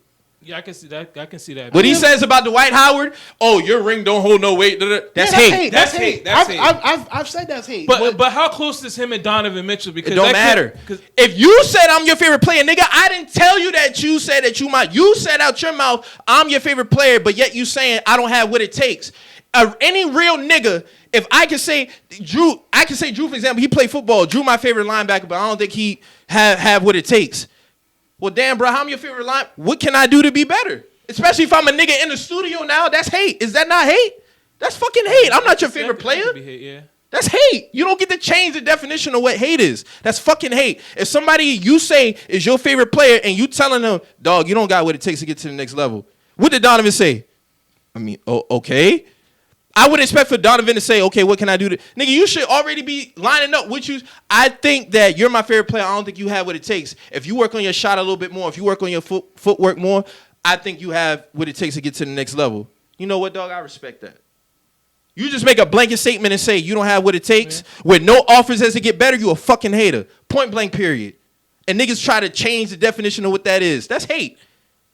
Call a spade, bro. When he was getting on Dwight Howard, even with the Marcus All shit, he didn't offer no as. When Hakeem Olajuwon was critiquing Dwight, what'd he do? He offered to help. Exactly. He gave him. Exactly. He said the same shit. But he offered to help this nigga. That's not a hater. What Shaq did was hate. That's it.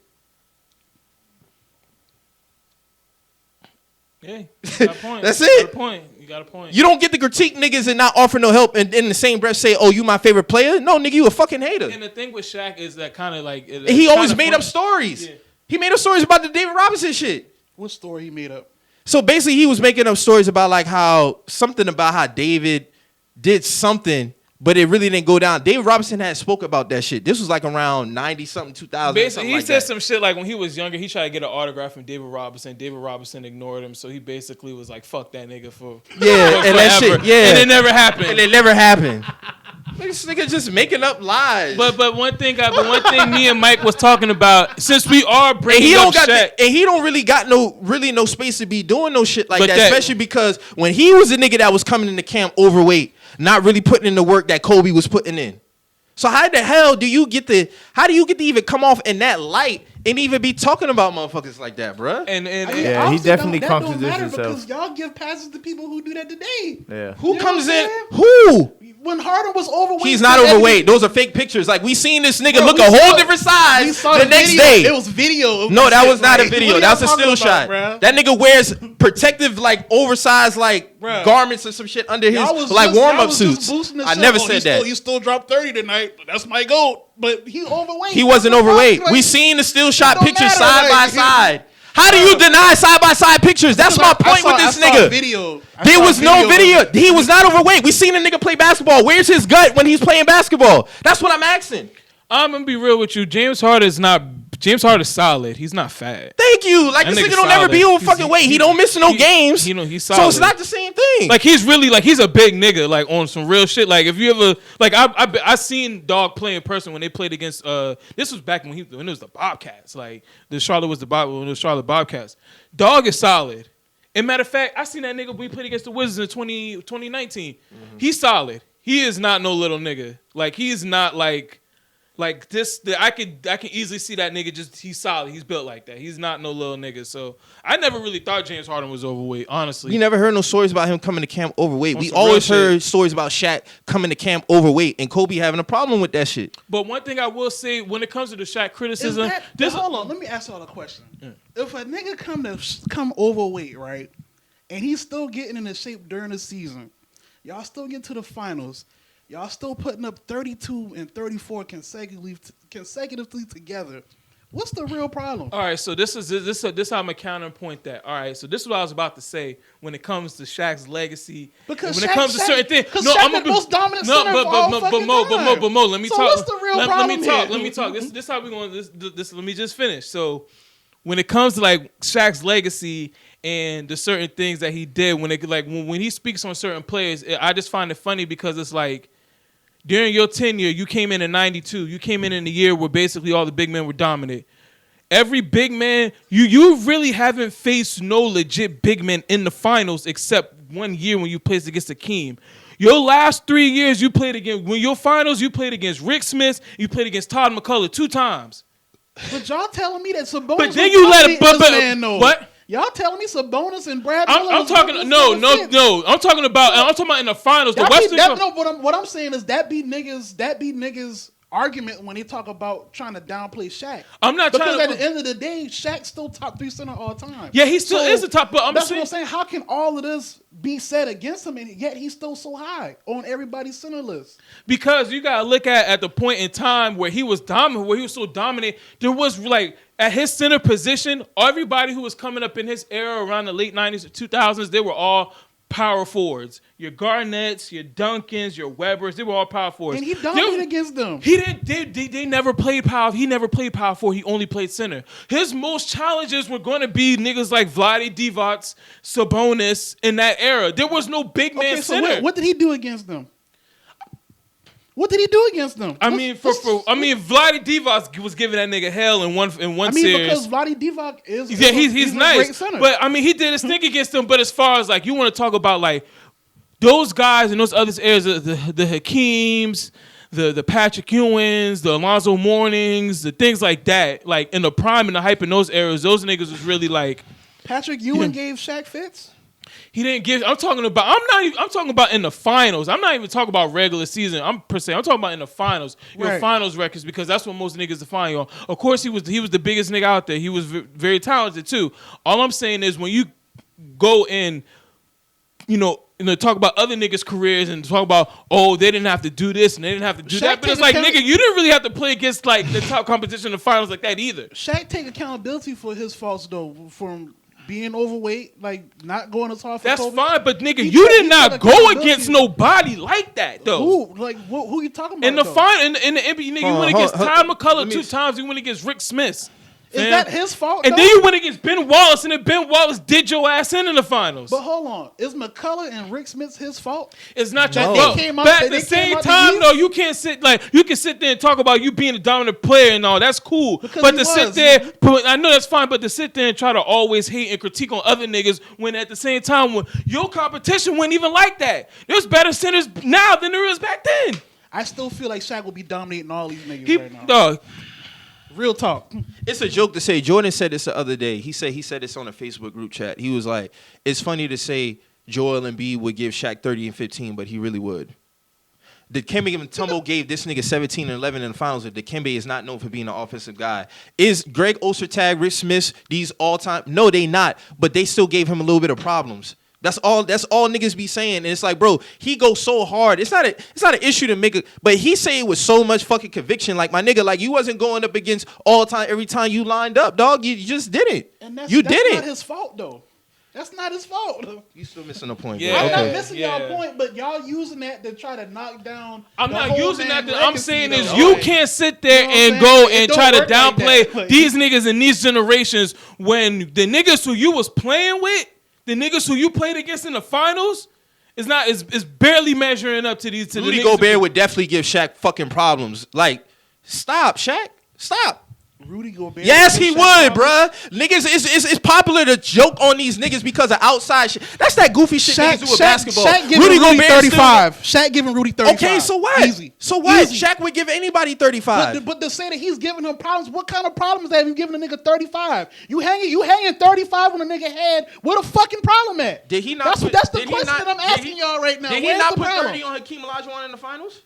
Yeah. He averaged 28 in the fucking finals. Where's the problem at though? You're saying Rudy is giving him problems. Where's the problem? if Defensively, he's going to give him problems. Where's What are the you talking defensive about? problem? I'm still getting 35 on you. I mean, Where's the you could- problem? it could be a That's problem. all You can still Pat- bother. that's You all can still some Pat bother a Beverly nigga. shit to He's me, not bruh. giving this nigga Ben Wallace. If Ben Wallace can give fucking him problems, Rudy Gobert can give him That problems. sounds like some Pat Beverly shit to me, bro. If you telling me a nigga giving me a defensive problem, I still damn near got 40 points. What a fucking problem at? That's not a problem to me. That's If not I a problem. see Ben Wallace give Shaq some problems, I know Rudy Gobert can. That's all I'm Ben saying. Wallace and Rudy Gobert, they're not the same. They're not the same. Yeah, 168, 173. Yeah, in the 6'8", I put my money more on the 6'8" nigga than the Okay, that's 7'3" fine. money. The nigga. That's my Ben point. Wallace like 6'7" maybe. Maybe. And that's cool. I put my money on Ben Wallace before I put my money on Rudy I think Gobert. it's just popular to shit on Rudy Gobert. And Act I'm not like this shitting on nigga Rudy. not I a like- defensive player of the I year like candidate Rudy every Gobert. year, bro. He deserved that. But when you're talking about going against prime Shaq, he's not giving Shaq too much problems. He's not. Like, that's what I'm talking about. Like, y'all, I feel like the whole Rudy Gobert shit, that's just some other shit. Like, what the fuck I we mean, the talking Rudy about, Gobert bruh? shit, I'm not really tripping Like, off of. y'all, that's some other It's shit. just bruh. popular Like, to shit on that nigga. That's all. I Certain mean, players yeah, just and- funny to shit on niggas, but Okay, them niggas is I still fuck good, with Rudy great Gobert. players. Like, though. I fuck with Rudy Gobert, but this whole, like, he's giving that nigga a problem. No, he's not. But Shaq would just make it seem like no big man is like no big Fuck it with him. like everything I did in my era is just Nah, like that's nigga not- like that's I not was true. just That's not true. That's what it sounds Akeem like. made you cry. Akeem made you cry. So that's not true. And like you're saying, all these centers are better today. You see what I'm saying? Like, most of them are like they don't- shooting threes now. Like, the game has expanded. So Shaq would have to come up out that paint and defend somebody No, like I'm gonna be Joel honest Embiid. with you. Shaq probably young Orlando Shaq could have did Orlando that. Shaq is not. It's Yeah, not. and It's no. that's another reason why when I talk about Shaq, I always say that his best times was when he was in Orlando. By the time he had hit LA, he wasn't the best at what He was just doing, a big bruh. force. a He was big just fucking moving force. niggas. He was just He was moving not the niggas. best in LA. He had a nice little wasn't. jump. He still- just had the jump hook and he used to just He move still niggas. was running. He still was running and Yeah. holding the ball in LA. Like, what are we talking about? His footwork He was a still lot was better bringing in the ball Orlando. up in LA. Like, what are Yeah, we at some talking points, about? at points. No. But Yes, I, he Orlando was. he was. Yes, Orlando he was bringing the ball up in LA. Yes, he was. he brought it up a couple By times. the time the first championship rolled around, he already hadn't got to that weight where it was just like unmovable. And that's not his 1 year fault. removed from Orlando to LA 96, 97. Like, come on, dog. Like, what I'm talking about is when he was at once it that 2000, 2001, 2002. The 2000 and 2002 windows when he became like just the body was brute just force. too much to him. Brute force. Just brute force. Okay, so at the time 03, 04 rolled around, that's when it was just like, all right, you know what? This motherfucker just don't care no more. Like, he just big. Like, you know what? He's just going to try to get by with his weight. And it was a problem. That's why it was a problem within the organization. It's not shit I'm making up. It just is what it is. I mean, if that's what happened, yeah, that part is what happened. But I'm not gonna. Shit, David Robinson swept him just like he swept them. Like it go hand in hand. On this nigga because y'all trying to say that the nigga gained too much weight. How y'all gonna use the weight and this nigga was still putting up 34 games? I never said that the nigga was a Hall of Famer. I'm only talking about the competition. I'm only talking about the competition. I'm not gonna do that because we don't do that with nobody else who we consider GOAT. Yes, we do. We talk about that shit all the time with Jordan. But y'all always deny that shit though. I don't deny that shit. Niggas always say he's an asshole. No, we talking about the competition. The competition. Niggas say, oh well, Jordan didn't have to face the athletes he had to face now. Don't do that with Shaq. Don't do that. Bro, what are you talking about? But he's causing that. Jordan don't say that. He's the one who be bringing that shit up. The point. That's not the point. If y'all gonna say Jordan didn't have to face the athletes of the day, then no, in the finals he didn't. That don't in the finals, Shaq didn't have to. In the finals he did it. That was Marcus' argument. He played against Hakeem. He played against who else? Like he played against Hakeem. He played against Patrick Ewing and all them other niggas. It went from that to now y'all saying he said finals from the jump. I said finals from the jump. No, nigga, I'm right here. The conversation went from finals to now is Rudy Gobert and Joel Embiid hanging 30 on this nigga. Like, no. Yes. I'm not buying none of that, bro. I'm just not. Like, sorry. Joel Embiid definitely give Shaq 30 and 15. Right. Facts. Joel Embiid look like fucking Dikembe Mutombo down there. Did we not just see this nigga give AD 28 and 10? AD not Shaq. AD's not Shaq. AD is a better skilled center than Shaq, bruh. He's not Shaq. Oh, because he a bigger than him, and this nigga, he better than him. So, all right, so if he's better than him, when he hang it up, where he gonna be at in terms of Shaq? Big man? Shit, I put him ahead of him by the time he retired. Facts. Okay. He's a better skilled fucking center than Shaq. This is where you start to get emo within the conversation right now. That's facts. He just got the accolades to go with it, bruh. That's it. He's not a better skilled basketball player than Anthony Davis. He's not.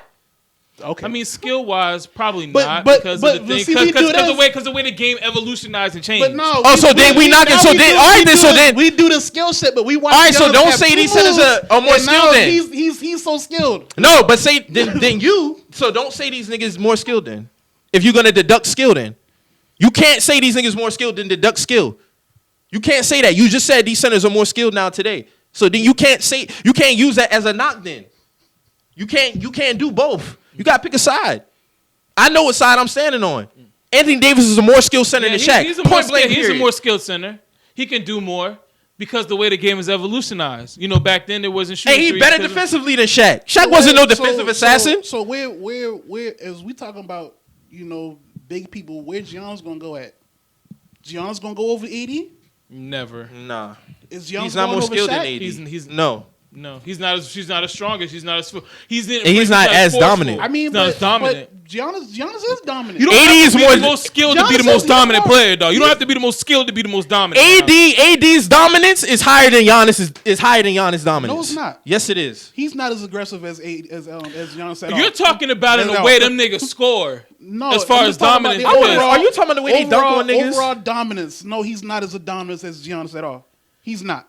Huh? He's more skilled, but dominance, like brute, like you. That's what I'm saying. Their style of play. That's their style of play. That's what I'm saying. He's not. Yeah. He's not as dominant as AD. He's not.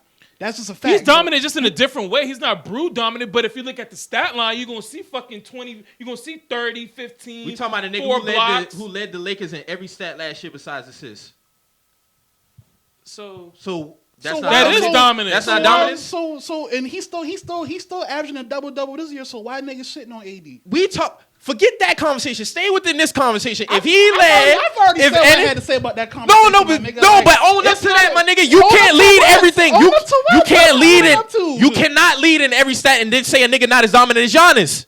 You can't say that. I just said play style. He's not as dominant as AD play style. I said that five fucking minutes ago. That's what I said. That's what I was going to the play style. Nigga, like I said, he's not as dominant as style. Like if you want to go play style, like I said, I could counter that because like if you look at the stat line, still going to be 25, 16, maybe, 4 assists, maybe 3 blocks. Giannis probably going to be maybe 27, maybe 13. I don't think Giannis really going to have too much assists like that. Giannis ain't really the most defensive. Bro, you just switched it up. You said AD not as dominant as Giannis, bro. Play style. He just admitted. He just heard what the fuck I said. Play style. He's not as dominant as Giannis. He's not.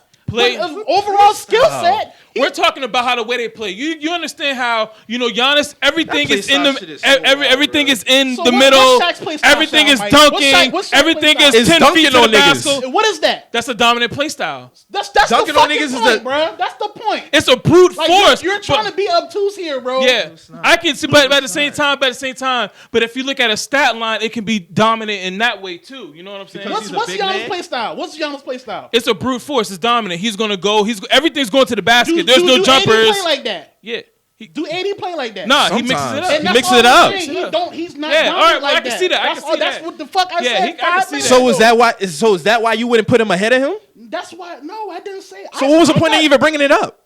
No, if it don't matter. I was talking about AD and Shaq, my nigga, and I said. And then he brought up. So did you ask about Giannis? I brought up Giannis in it because I'm like, are we talking about dominance here? Where you put Giannis? Where you put Giannis? Are you putting Giannis above AD or not? That was just I said no. That was a simple question. That didn't supposed to have all this come behind that question. And I said no. You said how when AD's not as dominant as him. So if it don't matter, why did you even bring it up?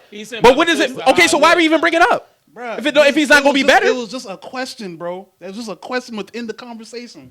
You want to yell for 5 minutes, bro. No, I don't. Yes, you do. It was no need to even bring it up. He's not going to be better than him. Because it was my point in the conversation. I wanted to bring it up. Yes, I could. The fuck we talking about, bro? We was talking about AD and Shaq. I said, dog, how you going? You can't put. Why are you? How are you putting AD over Shaq? You said your reason. I said, cool. So where do you put Shaq all the time? Shaq, to me, Shaq is top 3 center. I said that 10 minutes ago. So where is he at? Who's ahead of him or who's not ahead of him? I got Akeem, Shaq, and then. No, I got Akeem, then Kareem, then Shaq. Same. Like, that's just that. Like, the nigga top 3 all time. I can't think of any other center that's what I'm saying. What other center? I never knocked him as far as being one of the greatest centers. You could put Wilt there, but it's like I never saw Wilt. Some niggas say Bill Russell ahead of Shaq. You could put that. I wouldn't be, but it all but like I said, it depends on me personally, I understand what Bill Russell did, but it goes back to your time. But that conversation always come up. Niggas always want to talk about who they went up against and with this time, but Bill Russell still got 11 fucking rings. It's always gonna be that. Bill Russell got 11 rings. I do feel like the centers today are more skilled and better though. Jerry West. Because these niggas wasn't camping out, going to the 3-point line, and still giving you another 15 in the paint, bruh. But it just wasn't happening, bruh. There were some that players, matters. There were some players out there back in those days whose game kind of was like that, but there was no 3-point line. Sam Perkins? Yeah, Sam Perkins or somebody like Bob McAdoo. You know what I'm saying? Somebody like a It was a few like big, like stretch bigs, but they kind of got. The 3-point game was obsolete back then. We just got gonna be phased real. out though, because that was the 3 ball was more seen as a guard thing. Yeah, guard play, you know what I'm saying? So it's like they were ahead of their time. Even like when we talk about like stretch forwards, yeah, Spencer Haywood, like Larry Johnson. Like that's when I look at Larry Johnson, I see Zion. You know what I'm saying? Mm-hmm. Like I see niggas like that. Like so it's like Anthony Mason, like people Dirk. like him, like Dirk. Like you know what I'm saying? It's like even niggas like Antoine Walker. Yeah, Antoine Walker was one of the top. Yeah. So it's like, I don't know, man. Like, I feel like a lot of the coaches weren't ahead of the curve, like as far as like. I think it was just the developmental game, realizing the talent that they had. Yeah, you know what I'm saying, and pushing the. Because you got to think a lot of that shit came from Europe too. Yeah, a lot of the big ones wasn't really Yeah, that's what I'm saying. They wasn't really banging down low like that. They was out there shooting the 3 ball and and then it just transitioned over to the NBA. So at that point, of course, I'm gonna invest in a guy who can not only get points on the inside, but also can score from the 3. Why wouldn't I do that? I feel like guys like even a dude the last big man we could see that was really didn't have a game like that. That guy drafted top like that was Greg Oden. That was the last one. Nah. What about what's my dog name? Dude who went to Hakeem to beat. He was after him. Hakeem to beat. He was after Greg Oden. Yeah, he was after Greg Oden. Was he number 1 overall pick? He was like number 3, number 2, I think. He came in with Steph. Mm-hmm. Him and that 09. Him and Flynn got picked over Steph. Mm-hmm. I don't think Hasheem went that high, bro. I could be Yeah, wrong. did go that high. He went like 2 or 3. I'm a UConn fan. I was like, bro, how the fuck Hasheem even go? I didn't know because Hasheem got picked up by who drafted Hasheem, bro? I want to say either Memphis or Oklahoma, if I'm not One mistaken. of them teams drafted that nigga. I was like, bro, how? It seemed to beat one like top 2, top 3, dog. Like he went high, bro. Mm-hmm. Like he got picked over Steph. Mm-hmm. Yeah, but there was a couple other guys like somebody like Derek Coleman. Yeah, he definitely did. He went number 2 to Memphis. Yeah. Like if Hakeem Ward was in the league right now, like he'd be great. He'd be a 3-and-D. Hakeem didn't last long, bro. Hakeem, he was nice. He was ahead of the his curve. time. He was ahead of his time. Somebody like DeMar Johnson, Yeah, if you remember from Cincinnati. Hakeem from Syracuse, right? Yeah. How he would have been good today? He was a 3. He was a prototypical 3-and-D today. He would have been 6'8" on the wing. That nigga remind me. I'm thinking of, I don't know, because that nigga reminded me of Tyrus Thomas, bro. That nigga was a high flyer. That nigga was a high flyer, bro. He was a great wing defender. He was more polished than Tyrus. He was way more polished than Tyrus, bro. Way more polished. He didn't really have. I probably got to go back and look like a Hakeem Ward. He played the post at Syracuse, so he would have had to eventually make himself out to the perimeter. But as far as because he had great size, 6'8", long arms, he would have been a perfect 3-and-D if he would have just throw that bitch up there. He catching that shit, and all he really had to do was just work on his jump shot. That's crazy. Minnesota had 2 chances to get Steph Curry. They picked Johnny Flynn and Ricky Rubio. Ricky Rubio. And that was crazy because Steph. them boys drafted literally 2 point guards back to back. And then Steph goes 7 to Golden State. That's wild, bro. I mean, sometimes you don't know. That's dog coin? Yeah. I get it. Sometimes you don't know. I get it. Like, sometimes you hit, sometimes you don't. Johnny Flynn, that's why I don't like when certain people be like, oh, yeah, you picked. Dog, we not going to act like Johnny Flynn wasn't getting no Yeah, he was that no dude. He was like that dude bro. in Syracuse. And he was getting hyped for a reason. I probably would have went with Steph, too, because Steph was getting hyped, too. But, sometimes you miss. I seen Steph come to College of Charleston and play them boys. Steph was killing them. I seen him at Citadel. I performed that night. Steph He had to get the Citadel like 36 that night. easy. Like when I saw, yeah. I think Steph had like 32 or so. He gave them boys 30 easy. Bro, that played back on Live 5 that night, like shit was bad. And they talked about they was like NBA hopeful Steph Curry. Yeah, I was like, all you see is this nigga on TV cooking. That Speaking of Steph, bad. before we get on to the other shit, we gotta talk about this because that came up on the TL and that caused another fucking frenzy. The Allen Iverson shit. All right. The influential shit. The influential shit. I putting Steph over AI, and I love AI. And I want to have an honest conversation because we all know as kids, we all know. We all from the AI same, was that nigga. and we all from the same type of cloth. But I'm tie this together. When we was on the court, whose name we was saying when we was playing basketball? When we would shoot shots? Kobe. Okay. Oh, yeah, of course. So AI's influence, and this is why I don't really like have conversation with Bubba Chuck Crew. It was the outside of the basketball shit, bro. He didn't influence nothing on the court. Yeah, he did. He influenced that 2-guard position. I don't care what nobody said. What did he do? Because first of all, there was nobody. I want to listen. All right. So first of all, when it comes to that position, as far as somebody being 6'3" as a shooting guard, one thing I'll say about AI is with him, I wouldn't say he revolutionized. I would more say he more or less made a lane for that because there was guys coming in who were maybe not a natural point guard and they were too small to be a 2-guard. Right. So he's a guy who kind of made a lane for those dudes. You know, honestly, I don't think there would really be like a Lou Williams or a Monte Ellis Or guy, Eric Gordon. or guys who were undersized, 6'2", 6'3", and were and play this position and score at that level. They little, but they play bigger than they height. And another thing is, even when there were guys who were shooting guards who were like 6'2", they were strictly standstill shooters. They weren't putting the ball on the floor. They weren't trying to create their own shot. Right. So I give him that in that sense because there wasn't a lot of people who were 6'3" and under doing that for that position. He made. So you're just saying it from height purposes. Because dog, from style purposes, there's a lot of players who aren't point guards naturally. But they're natural scorers, but they're just in a smaller body. When I see these, a nigga try to tell me, I said name players, and this is just a part of it, so I don't want niggas to take this and mask it as the whole thing. Right. When I talk about comparison as far as a player coming out of a draft, don't tell me Kyrie Irving. No, Kyrie Irving does not play. Another nigga try to tell me John Wall. Russell Westbrook. When I said that, I said there is no comparison to him. When you said that, but that's when I was bringing up as my point in terms of influential, because that matters. When you don't get if you can be compared, it's the reason why they were saying Trae Young is the next Steph Curry. There was never a player after Allen Iverson that was like, okay, that's the next Iverson. Because there was nobody like. That's what I'm saying. There's nobody like that. There was nobody who was literally. Iverson's not even 6'4". Iverson's like 5'10". To do that type of shit, there is not gonna be nobody like that. When I see Lou Williams and Eric Gordon in them, I don't see this man. So in terms, I'm not saying in style. I'm talking about in that opening, Mike. There was nobody in that opening who was 6'3" and under doing that. 6'2" doing that. It's not about. Does that mean you was influential? That just mean you was the first nigga to do it. That makes you influential. If you're the first nigga to open the door and everybody else come through, you influential, my nigga. But that would mean they would have to be like you. No, they don't have to be like you, my nigga, in order for you to be influential.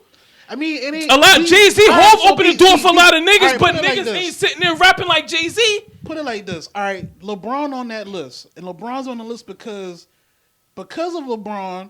You got 6'8", 6'7", 6'9" niggas are expected to be good at all everything. Positions now. Okay. Positionless. He was him. And recently, Allen Iverson, one of the first people to really pioneer positionless basketball. And who was a player recently who got the ceiling? Who can have the ceiling like LeBron? Ben, exactly. But is Ben Simmons like that? No. But I'm saying there's been several niggas that been drafted after LeBron that have been 6'8" and could do all these things, but they're not LeBron James. That's not what I'm saying. I'm saying, but that influence, he kind of made it like a positionless game, I would say. Like positionless. A nigga said, a lot of shit is kind of like what people say. Well, we had Magic Johnson. True, he just wasn't as athletic as Bron. So I won't argue that point, but. You're not going to tell me that Magic Johnson is more influential than LeBron James. Nah. He just wasn't. Because the thing with LeBron was, the thing is, with LeBron playing small forward, that really opened it up to be like, okay, you have somebody who's a small forward. Who can run the point. Who can run the point. Who can get out on the post. Who can shoot the occasional three. Make a play on your center, make a play. You know what I'm saying? Like, at that position, Magic was a point guard, so... But he also played. He played center in the first year as a rookie as a finals. He played, but he did that because Hakeem was out. Not Hakeem. And even within that, he still was playing what they would say today, like positionless basketball. Like he would be different positions on the floor. But he ran the point though. Nobody else run the point. Byron Scott didn't run the point. Michael Cooper didn't. Okay, so let me ask you this: who are you taking off the list to put AI on? Who was the other people? It was Jordan, Kobe, Bron, and Steph. No, I wouldn't take no because I feel like all of them are. If it was 5, I would put AI as the 5th. Okay, so I just asked because niggas was talking about taking taking Kobe off and taking Steph off. I'm not taking none of them niggas off because all of them niggas was like Steph is the reason why the game is being played. The game right now. So you would agree he's more influential than Allen Iverson?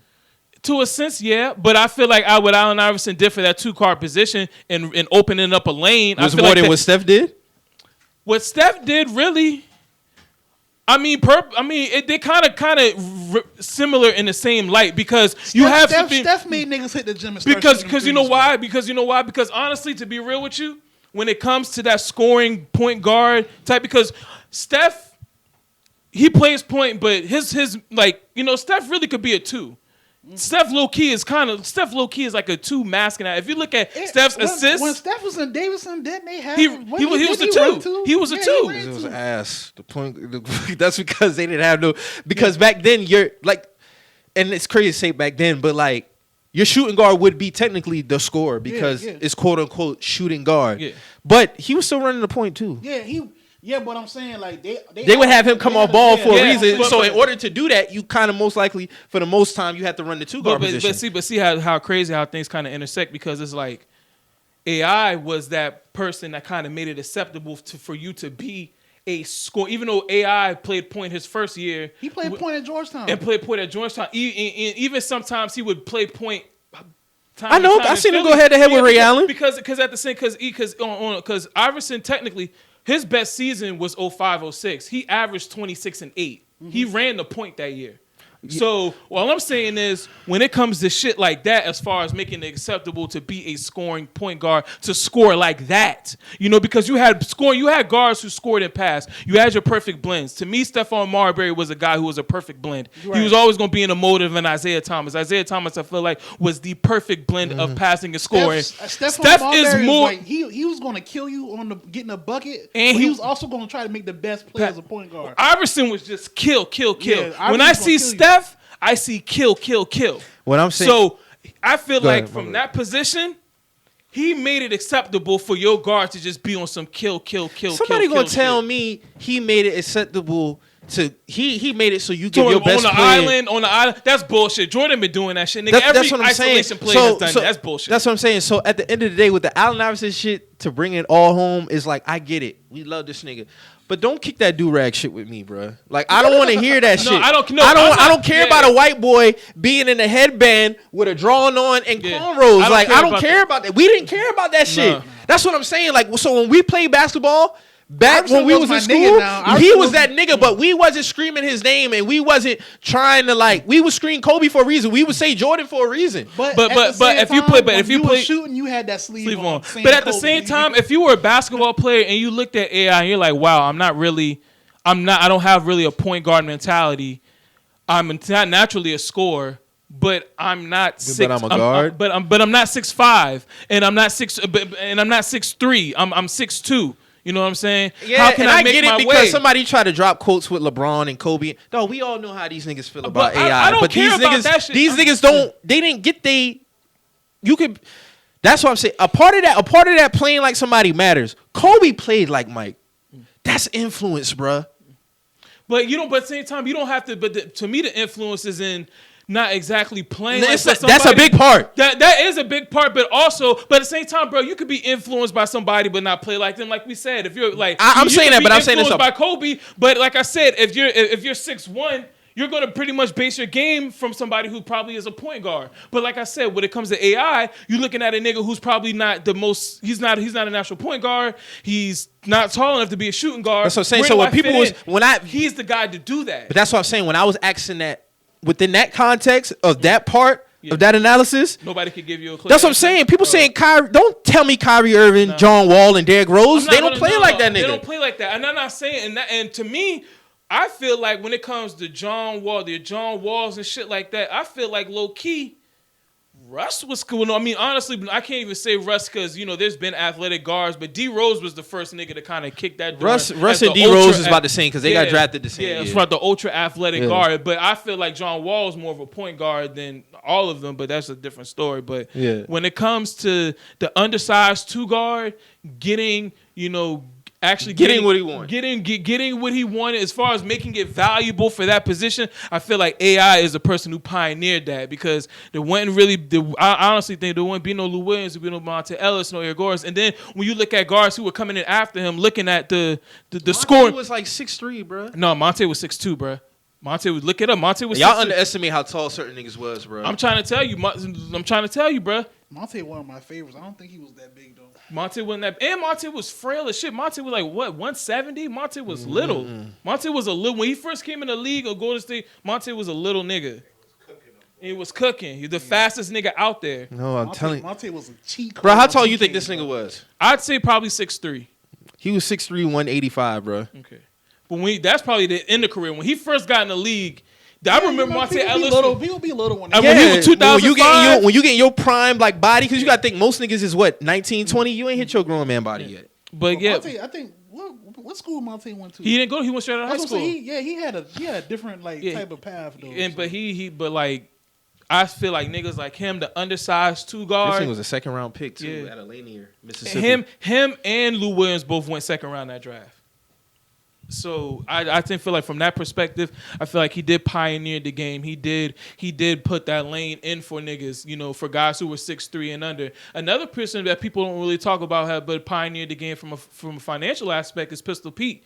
A lot of people don't know that a lot of players back then, if you were only getting money if you was a center. And Pistol Pete was like 6'5". He was the first person to actually get paid in the NBA over $1 million. Who was under 6'6", You know what I'm saying? Yeah, he was the first person. I learned something new every day. I didn't know that. Salute to him for that. Yeah, because back in the day, you know, it was the big man. It was a real big man sport. It was Wilt. It was, you know, it was fucking Russell. So if you were a smaller guy, you weren't getting paid that much. Now, it did include the fact that bro was white. And, you know, back then, you know, they was kind of looking for a white savior. That might have put it a little bit. But there was actually a black guy who actually said that the reason why I got paid more is because that when Pistol Pete came, if you were under 6'5", you wasn't getting paid. But he made it to where niggas was under 6'5" was getting paid. Nate Tiny Archibald got a big contract off the backs of that. That's you know what's what I'm up. saying? Well, So, shout out to Pete for that. Oh, one last thing before we move on to the next topic, because I don't really know too much about it. What was up with that Draymond and Roddy McGruder shit? I don't know. They was basically Roddy McGruder had I think he had a situation or some altercation with one of the Warriors players in the first half of the game. So like when the shit was over with, Rodney McGruder had went and was trying to, you know, check on the shit at the end of the game. Yeah. So Clay was like, well, he might be mad. He's not about to be in the league too much longer and all this other shit. Then at the end, post conference, Draymond was like, it's too much tough guys in the league and why he's still thinking about that shit and all this other shit. And it's like, Draymond, you be dragging on shit too. You know what I'm saying? Like if that man want to come check on some shit, that's his teammate, bro. That's his teammate. He gonna check on some shit, bro. Like you do the same shit. Nah, he would do the same You know what I'm saying? thing. So it's like for Draymond to say some shit like that, bro, it's like, bro, like this why I be wishing I was in the league, bro. Like I tweeted this. Like this why I be wishing I was in the league, bro. I feel like Zach Randolph, bro. Like it's comedy. The bullies get bullied when you fucking around with me, bro. Like you know what I'm saying? So that's why I wish I was in the league. Yo, bro. Zach was checking niggas, and niggas Zach was always been checking niggas. And then like, when no nigga about to go pull up on Zach Randolph. My dog, you have a problem. My dog hit that flip phone in the locker room. They was gonna throw your party in that breezeway getting to that bus. You know what I'm saying? But you know, I mean, I don't know, man. Dre. I can go on and on about Draymond, but you know, Draymond did the same thing. So it's like I don't get why he trying to make it look like, you know, he the top dog, like he the top alpha tough guy in the league. Like it's too much tough guys. Like nigga, you don't know where these niggas coming from. Yeah. Like you don't know. You know what I'm saying? But these niggas background. Yeah, you don't know that. You don't know that, bro. You don't know nothing about these niggas to be talking about. I think Rodney McGruder from from Maryland. Yeah. Might be a PG County nigga. Roddy McGruder might be a PG County nigga. So how we feel about this stock market shit, man? You know, I'm holding the line, man. What we think about this GameStop AMC shit? I'm gonna tell you right now. I'm the type of nigga I ain't really too informed about the stock market. I know a little bit of the basics. I don't play the options or nothing like that. I'm the type of nigga I buy my shares and I watch them shit. Right. I watch them shit grow. I got my Tesla stocks, my Apple stocks. So I didn't really jump out the gates with the GameStop and the Dogecoin and all other stuff. I just want to know, what do y'all think about these basically rich ass billionaires crying their ass off because now they done figured out black people done got a basically like a hand up on this shit. Come up. We know. They doing the same thing they've been doing this whole time, and they can't take it. You know what I'm saying? Like it's all you know supposed to be equal until it's equal, and now when it's equal, niggas don't want it to be equal no more. And let me ask a question. As simple as that. Let me ask a question, and this might get on some deep shit. I play devil's advocate. Right. Do you feel that everything can always or eventually be equal? And I'm talking in terms of everything, financial, socially. Do you ever feel like anything would ever be? Do you feel like there's, when it comes, let me stick to money. When it comes to money, do you feel like there's any exclusive type? I mean, if you're buying into what society has said, hey, this is how it's supposed to be, then yeah. But me personally, like as I'm getting older, especially with this stock market shit, like, bro, like, this shit kind of fake to me, bro. Like, you know what I'm saying? Like, because it's like, all right, this whole time, y'all was doing this shit, and it took a Reddit group, a Reddit chat, to tell people like, listen, this is what they doing. This is how we combat it. In a matter of 3 to 4 days of the shit being somewhat equal, or whatever y'all want to say equal is, somewhat equal. In a matter of that, you got billionaire niggas crying about wanting new regulations and all kind of shit because, you know, niggas have figured out how to do the same shit that they've been doing for years, Decades. Yeah. Like it lets you it kind of pull a blind on this shit. Like, listen, bro, like most of this shit is a facade. Like for real, like you know what I'm saying. And when it comes down to it, scale of 1 to 10, how much you trust the stock market? 10 being the highest, 1 lowest.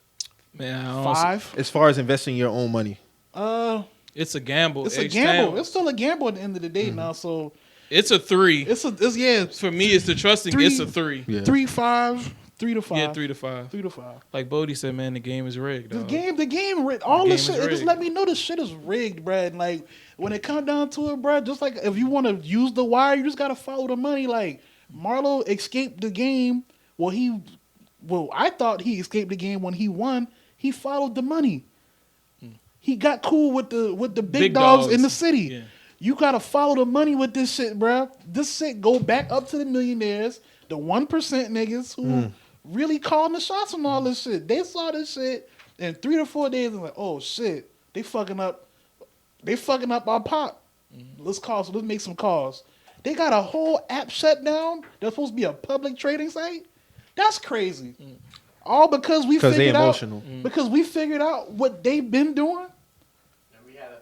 And we had a fair what we think is fair.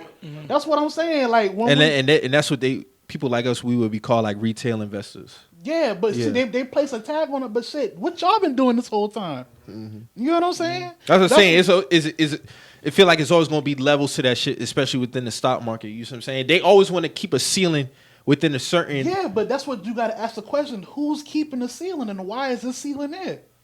If it's supposed to be for everybody, you know what I'm saying? Like all this, like this week, it really like confirmed a lot of like deep seated conspiracies I've been having. Like you know, like bro, like a lot of this shit is facade. I got the hell online. I got the hell off Robinhood. I'm gonna try. Like, I'm still on Robinhood. I'm fucking with Weibo. Yeah, probably fuck with Weibo. I've been using Robinhood for like cryptos and shit though.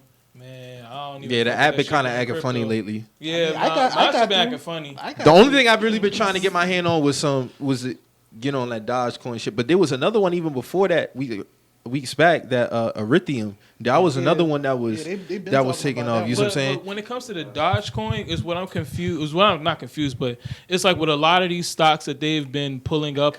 This shit like really like a meme stock. Yeah. But I think so because the niggas jumped out the window, and then I seen a video yesterday. Motherfucker said like towards the end of the video, dog, I invested like 20,000 into this shit, and like the shit was going. Here's my thing when it comes to stocks. Me personally, I'm not gonna invest more than what I'm willing to lose. Yeah. That's the golden rule. That's the main. I'm not gonna do that. If I drop a stack, okay, I'm cool with that. If you want to be on camera crying about 20K, that should have been a disposable 20K to you. You know what I'm saying? Like. That's all I'm saying. You got like, people saying at the end of the day, like how we just said, this shit's still a gamble at the end of the day. Like, you know, only put up like, what you can afford to lose. When all this shit first started going on, a nigga was saying, "I'll just stick to my parlays and safer," and people was trying to kill him for saying that. But it's like, bro, no, like, that's right. It's the same shit. Yeah. Like we're throwing money on tickets. We don't. Me and Drew and Toon watched 2 football games last week, and we was like, bro. Is this shit rigged? Like, what the fuck going on, bro? Like, it's like to me, like, all right, what was that? The Packers in the Bucks with that Tom Brady that touchdown he threw. We was like, bro, what the fuck happened before that play? Like, you know, when he threw it to Miller, was that he threw it, and it was like a long pause, and like the nigga just came on and just like, hold up, bro. It's a little different though, because when you play a ticket for $10 with it, and I'm just throwing numbers out here, I don't know. You play a ticket for $10 and you have a chance to win, let's say $3,800. You only lose your $10. Right. When you invest in something in the stock market, it could continue to dip. So say for example, I already got like $10K in stock just in general, right? 10,000. That's why I'm playing on Robinhood. 10,000. Yeah. Say like I buy 3 shares of Tesla, right? And they at like 3.8 something. If that shit goes down, I will dip under that 10K. Right. You get what I'm saying? No, so that's what I'm saying. He has a valid point in making because he's only losing that $10. Yeah, he's not continuing to dip under his $10. Yeah. You get what I'm saying? Under his initial number. Yeah. But I mean, also, it's still a loss at the end of the day. A loss still a loss to me. Yeah. But the I get what parlay, you're saying, the parlay That shit could be is, major. It's easy to make it, but you can see where they get that. I think the hurt comes from what you can see, what you could have won. Like when you're watching some of these sports games, like, and I ain't really paid attention to it until Tune like was like, "Hey, look at this shit now." Right. Like when I be looking at certain shit, I be like, "Why is that happening right now?" Somebody said that the Super Bowl was already had. It was some funny shit. A nigga said they already had the Bucks versus Chiefs slated before the NFC championship game was played. It was some weird Twitter post I saw. It was like how they already had. It's a nigga who put 5 bands up on a parlay last offseason. His plays were Tom Brady joining the Super Bowl, the Bucks winning the NFC, and the Bucks winning the Super Bowl. This man can win almost 400 bands off of that if the Bucks win next week. That's wild. But you can People do that because shit, somebody put a play for the Panthers and win the Super Bowl next year, and I'm like, nigga. What do they know? What did this nigga who bet on Tom Brady joining the Bucks? Hold on. Is that far fetched? Oh, well, the joining one, yeah. The joining one, yeah. But joining the Bucks, how do you put a bet on that? Out of all the teams, how do you? But I thought that was a new thing because they do that with shit all the time. Like James Harden best odds. Yeah. Who else? It could be Braun best odds. No, like, how do you do that? My thing is, how the fuck he know to bet all of those bets? Tom Brady joining, them winning, and the Super Bowl. I'm damn sure tell. I didn't have the Bucks going to the Super Bowl this year. I thought Brady would have a good season though. Yeah, I didn't have them boys going to the Super Bowl, dog. Bruh, the Bucks we won saw the that Super shit, Bowl, man. bruh. We saw how that shit happened. Hey, bro, listen. I done got my bets done lined up with this Super Bowl shit. I'm telling niggas right now, don't play. So if you go against the GOAT, make sure that you know what you're doing. Because I plan on racking up Sunday, bro. This Pat NFL, but Tom Brady got to ride out into the sunset on his horse. Bro. And that's what I'm saying. Was it far-fetched to bet against Aaron Rodgers? Because a lot of people bet on the Packers NFC Championship game. I didn't. I wasn't. I bet against them. But I put 2 tickets in. I bet one with them losing, one with them winning. So you really want to take it? Yeah. That's smart, too. I played the over-under. Yeah. That's what a lot of people do. They just play the total. The ticket that I had them that I had the Packers losing, I had the Bills winning on that one, so I was fucked up. Yeah. I just played the money line. Yeah. The only thing I can say when it comes to the stock shit and playing shit, and I'm not no stock expert, so please don't take this shit like, oh, Michael think he... In my opinion, from how I've been dealing with stocks, I don't jump out the window on certain shit, especially something that's a hot commodity. Now, a lot of people who jumped in on GameStop and got out, salute to y'all. But to me, that shit was sketchy for me to even partake in because it's like I know they had projected not to make no bread for the next 3 years. Yeah. They're supposed to go out of business. That's what I'm saying. So for all of them to come together and make that shit rise like that, bro, you had to be on some get in, get out type shit, bro. Yeah. And a lot of people did though. From what I seen, a lot of people was able to get in and out, but because they already knew the back end of when the article came out, damn, GameStop going out of business. Then that shit said, okay, the prices of that shit was dumb cheap. Like, all right, so let's all come together. Yes. Yeah, like, come on, dog. It makes sense, and that's why it just, again, you just have to know when to watch and when to hop out. Like, that's but what if I'm you saying. don't, I'm with the safe stocks. Yeah. You know what I'm saying? You call me whatever you want, but I'm with the Tesla and I'm with the Apple and shit like that. And I'm the type I probably would. And there's some people who I saw some nigga say the other day. He was like, that stock market shit for me. I'm just gonna continue to get my checks from the white man, and that's cool. Like everything. Not it don't gotta be a knock on somebody because they don't want to play the stock market. Or like, you can pay somebody to make trades for you. You know what I'm saying? And really then even with the option shit, if I was to get into options and really like sit down, y'all. Mike can do anything he set his mind to. You know what I'm saying? Anybody in this room can sit down and do it. But with me, it's kind of like, it's really gambling at the end of the day. It is. You know what I'm saying? Especially with the option shit, because you got to know your puts, when it. Like, you really got to set all the shit, and you really got to set the time to really, you got to pay attention to that shit, like 24 type, 7 type shit. I've done that shit. It's not something that you could just look at and walk away. That's why it's niggas who devote their time to having 80 screens in front of them, and that's those be the wolves on Wall Street. That's why they are mad that a lot of niggas with an app on their phone were able to figure out the game. Were able to figure out their game. That's what I'm talking about. Like, that let me know a lot of this shit is not as real as we think it is. Like, it really not. Wolf on like, Wall Street shit. Like, so really wild, not. bro. Because they're really making millions off of hypotheticals. It ain't funny when the rabbit got the gun. It's, Facts. and then and now it's no now. Yeah, oh, no, y'all can't do what we been doing. Hold up now. Y'all, let me pull this carrot back from you. But niggas. the CEO of what was he? GameStop? Yeah. Yeah. You talking about Robin Hood? Robin Hood. When he was talking to Kumo. He That was was- befuddled. That was cringy. That was getting in his ass. That was cringy. He was getting in his ass. He was like, "Yo, like, so you telling me you got a call from?" He was like, "No." He said something to Brad. That was like, "Well, yeah, a lot of the investors told us," and he was like. So you listen to the So you investors? listen to the investors? Yeah. Not the SEC. The SEC on. supposed to be making these Thank calls, you. not the investors. Come on, bro. And then Dow just Put like, his foot in the mouth. Yeah, it's like That let's shit- say he sound befuddled. yeah. Bro, that shit. Bottom line, Yeah. that nigga got some phone calls. He got some text messages. Niggas know where his daughter's school at, and they was Yeah. like, "Listen, Yeah. this shit need to go down Hey, this way, hey, or listen. some shit going down today." And I'm glad that you said that because that shit can get people have killed themselves behind the stock market. No, 100%. Yeah. Like people who jump off buildings, like Niggas have jumped out of their offices because That was- they've honestly, that fucked was- up so many people's accounts. They don't know how to make them calls. Was that not like our childhood of seeing that shit? Like, somebody jumped off of this Building, building. yeah. Yeah, like because they lost millions. Yeah, like Yeah. that was. Like when that Enron shit happened, yeah, Yeah, like that was my happened. childhood. When I used I to look remember at the this shit. stock, the New York Stock Exchange, and I see all because everything that stood out to me would just be the paper, and I'd be like, "Why is always paper on the floor? Like, why?" He's like, "Cause you don't understand. That shit is chaos, and you talking about handling You got a lot of niggas running people's around money. with offers on paper. Yeah, bro. and you That's got a all lot it of is. people money people money could be gone. Life savings could be gone just like that. Yeah. Y'all ever How do seen how do you talk to somebody after you Lost some 20 million. lost them 20 million, bro? They can't even feed their child.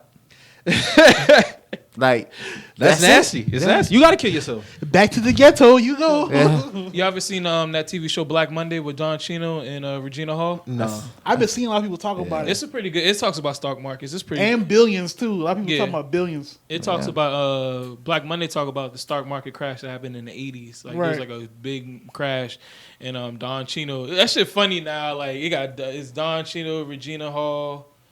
It's and, a newer show. Yeah, it's a newer show. It came out, but I want to say maybe it came out like last year, 2019. No, matter of fact, 2 years ago, So 2019. what is like season 2, season 3 or something? It should be like on season 2. I think they took a break and then they came back, but it's a pretty cool show. We should have a movie with a black person in the stock market, bro. Come up type shit. That'd be hard. That'd be hard.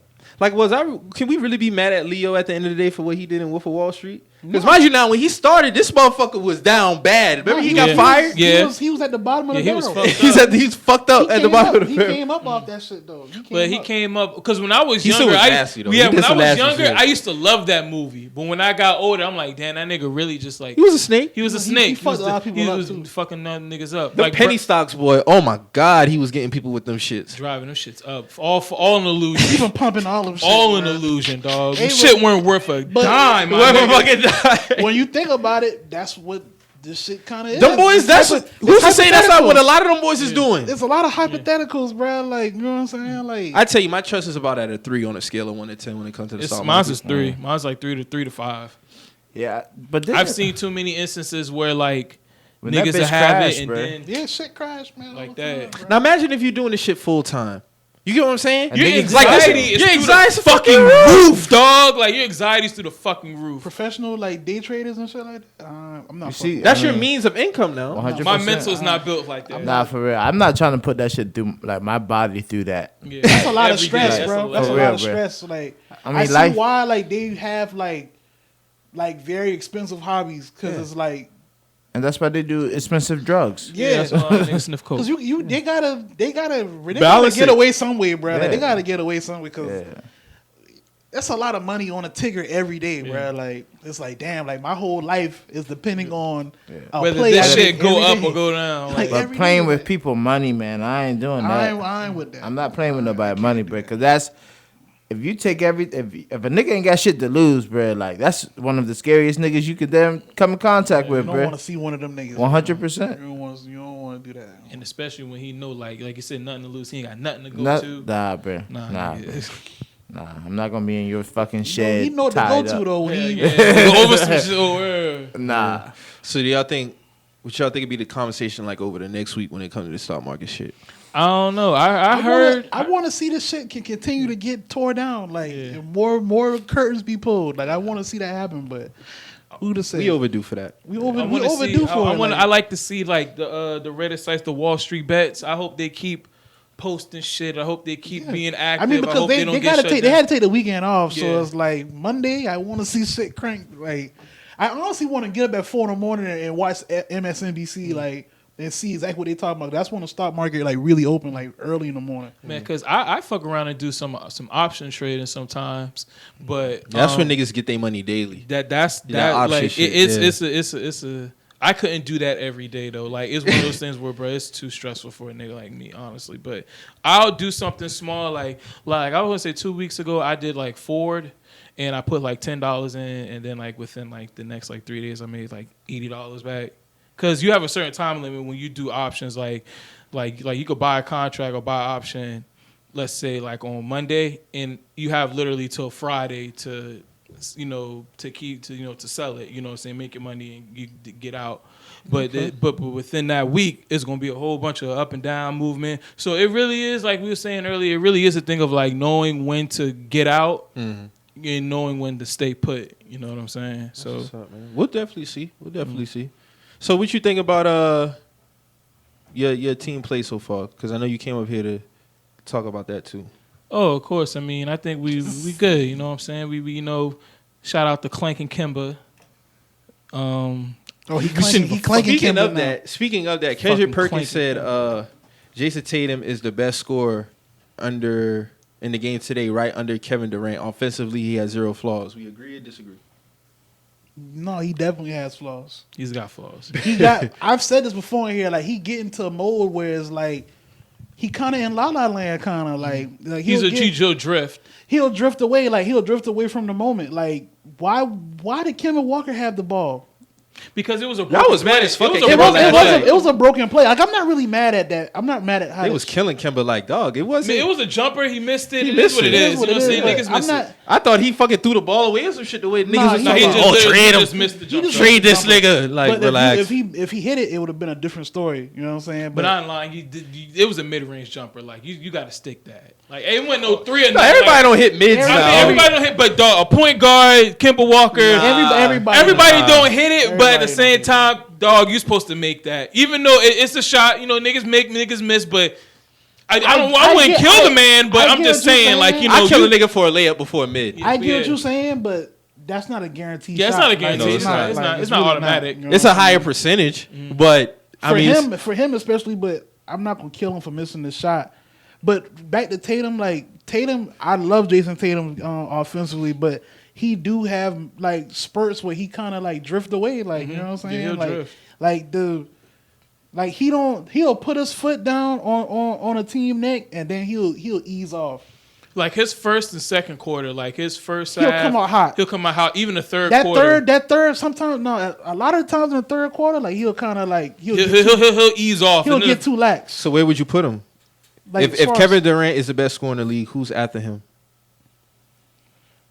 I'm not gonna. I would keep him up there, but I'm not gonna say he don't got flaws. So he do got flaws. I mean, so it'd be Kevin, Jason, then who else? I'm gonna keep it G with you. It's Harden it's Kevin and James Harden, then Jason Tatum. Yeah, that's what it is. Honestly, yeah, it got to be KD, Harden, and Tatum. It got to be that. Booker.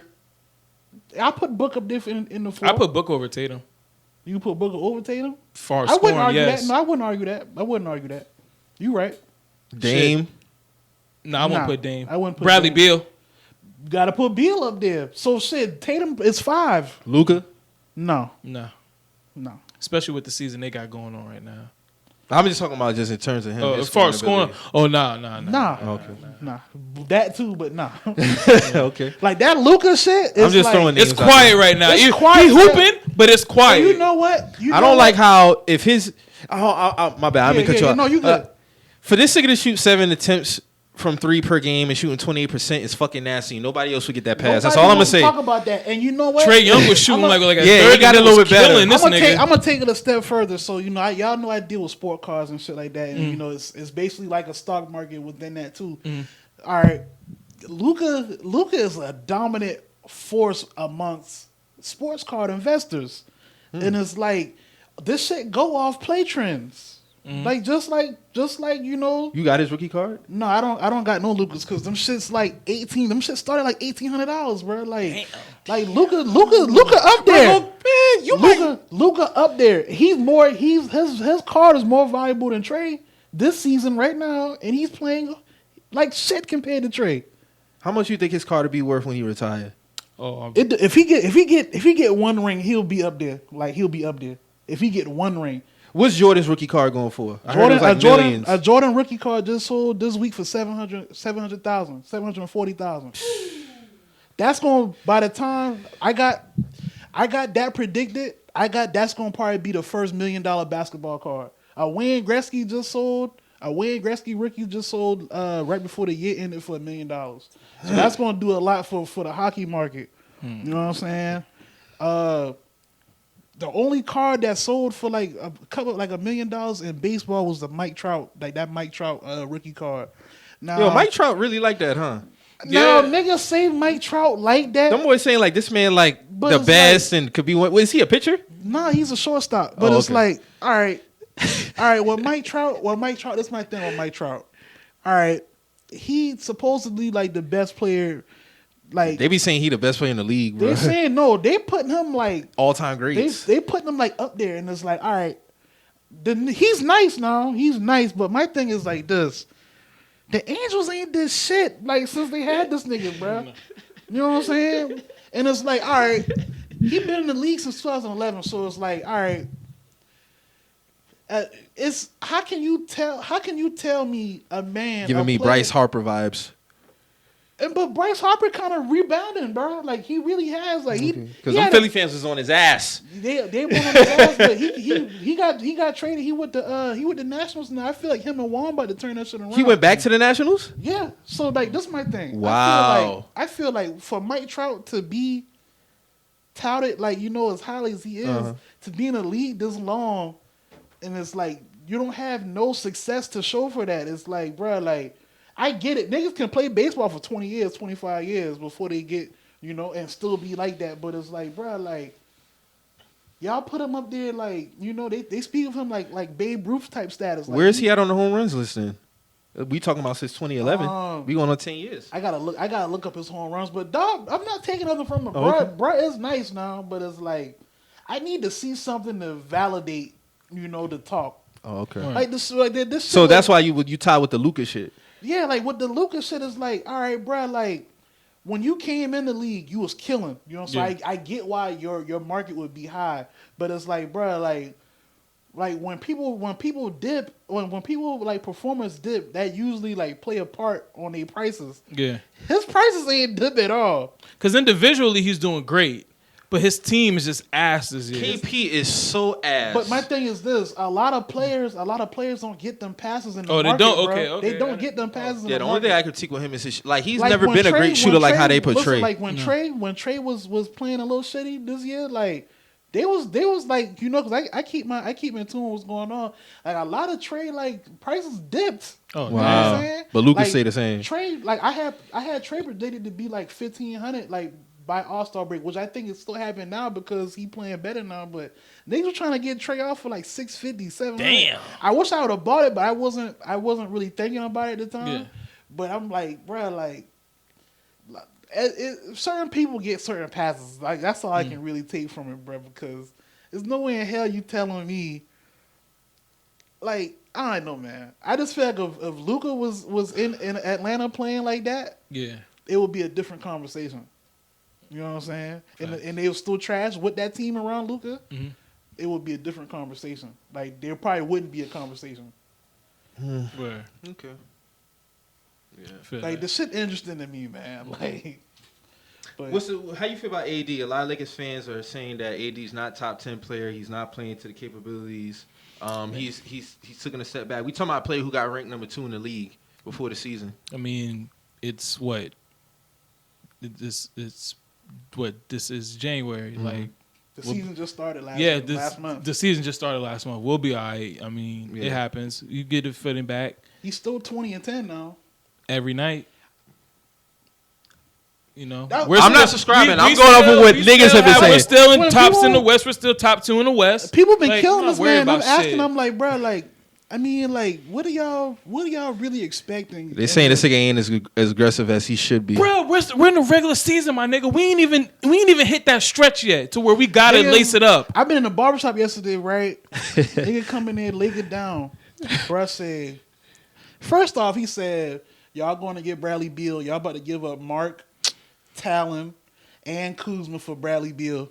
Then I said, The Wizards wouldn't even make that trade. Okay, and a pick. So I was like, okay. Then he says, oh yeah, man, AD got that ring and he folded up, man. We might as well get rid of him too. Wow. Man, who's this nigga? I don't know, bro. Like, I mean, bro, been coming to the barbershop, but I never really like had a conversation with him, bro. But it's like, I be hearing this and I just be like, like he's the only person I've heard like say like. You see no tweets I retweet on the TL about that nigga? No. About AD? No, I see. They were on his ass, bro. They own AD ass, and I'm like, bro, like For what? They saying this man ain't playing to his they say- capabilities, they say bro. he's not top 10 in the league no more, and I'm like, bro. All right, so would y'all rather not have AD on y'all team right now? Was that was y'all trying to? The get boy say he should be in the paint. They tired of this nigga camping out at the 3. That's the consensus, really. They tired of this nigga camping out at the 3. It's only a few Lakers fans who like I can really talk Lakers basketball with. You being one of them, of course. Reggie being another one, and it's a few others. Rob be Even- wildin'. Shout out my nigga Rob. Even Reggie, y'all know Reggie my best friend now. Even Reggie was like he do kind of see where they coming from. Yeah, I can because see that. He feel like AD could be more Dominant in the physical. post. Yeah, I can see They that. said outside the Bulls game he hasn't been dominant. But I mean, how could you not be dominant and you still putting up 20 and 10? Even in a slump, so they say. In a slump, that's real good. Niggas Yeah. don't even get 15 and Niggas 10. don't even get 15 in a slump. But you're averaging 20 and 10 this whole time. Mm-hmm. You know what I'm saying? So that's what I'm saying. Like, what?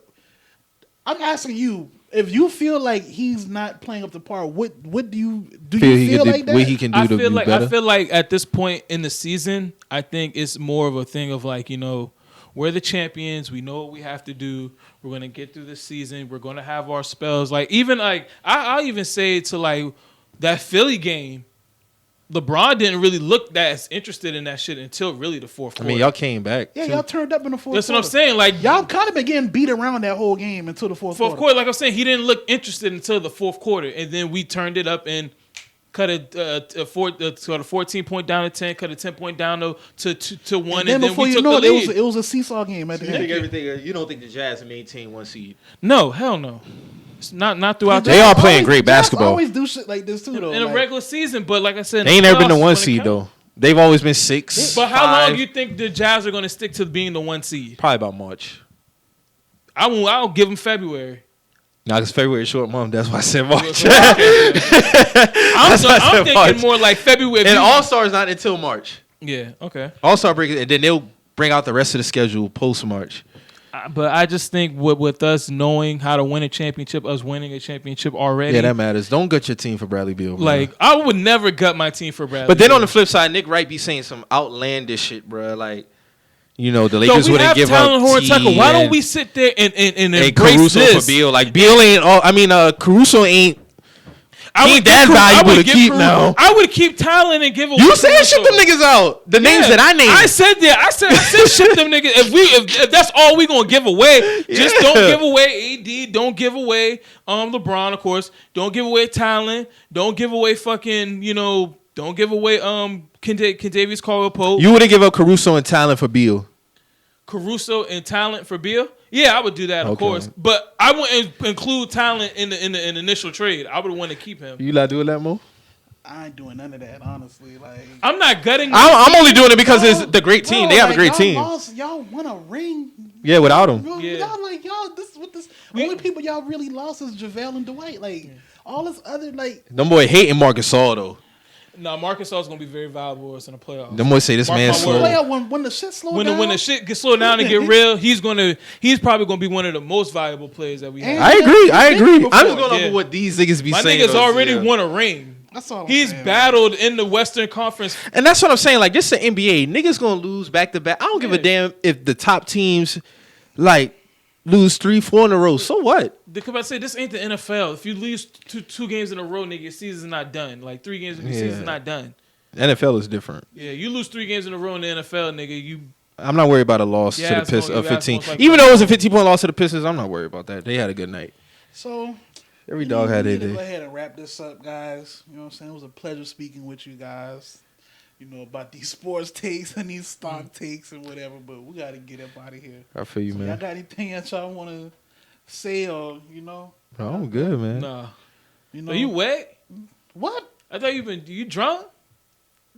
wait. They say you wet. Because I thought dog been wet because dog had the cup in his hand. He had a cup in his hand. Drew was like, yeah, so y'all niggas got anything else to say? Y'all got anything else to say? I mean, what's in my cup is in my cup. All right. You know what I'm saying? For sure. You know? Y'all good? I'm just saying because dog been, you know how niggas feeling that shit and they got that cup like this, like, you know what I'm saying? Niggas know that feeling. Also pause. So, like we say on every episode, if you hear anything that gets you in your feelings, always remember We're just messages. we out.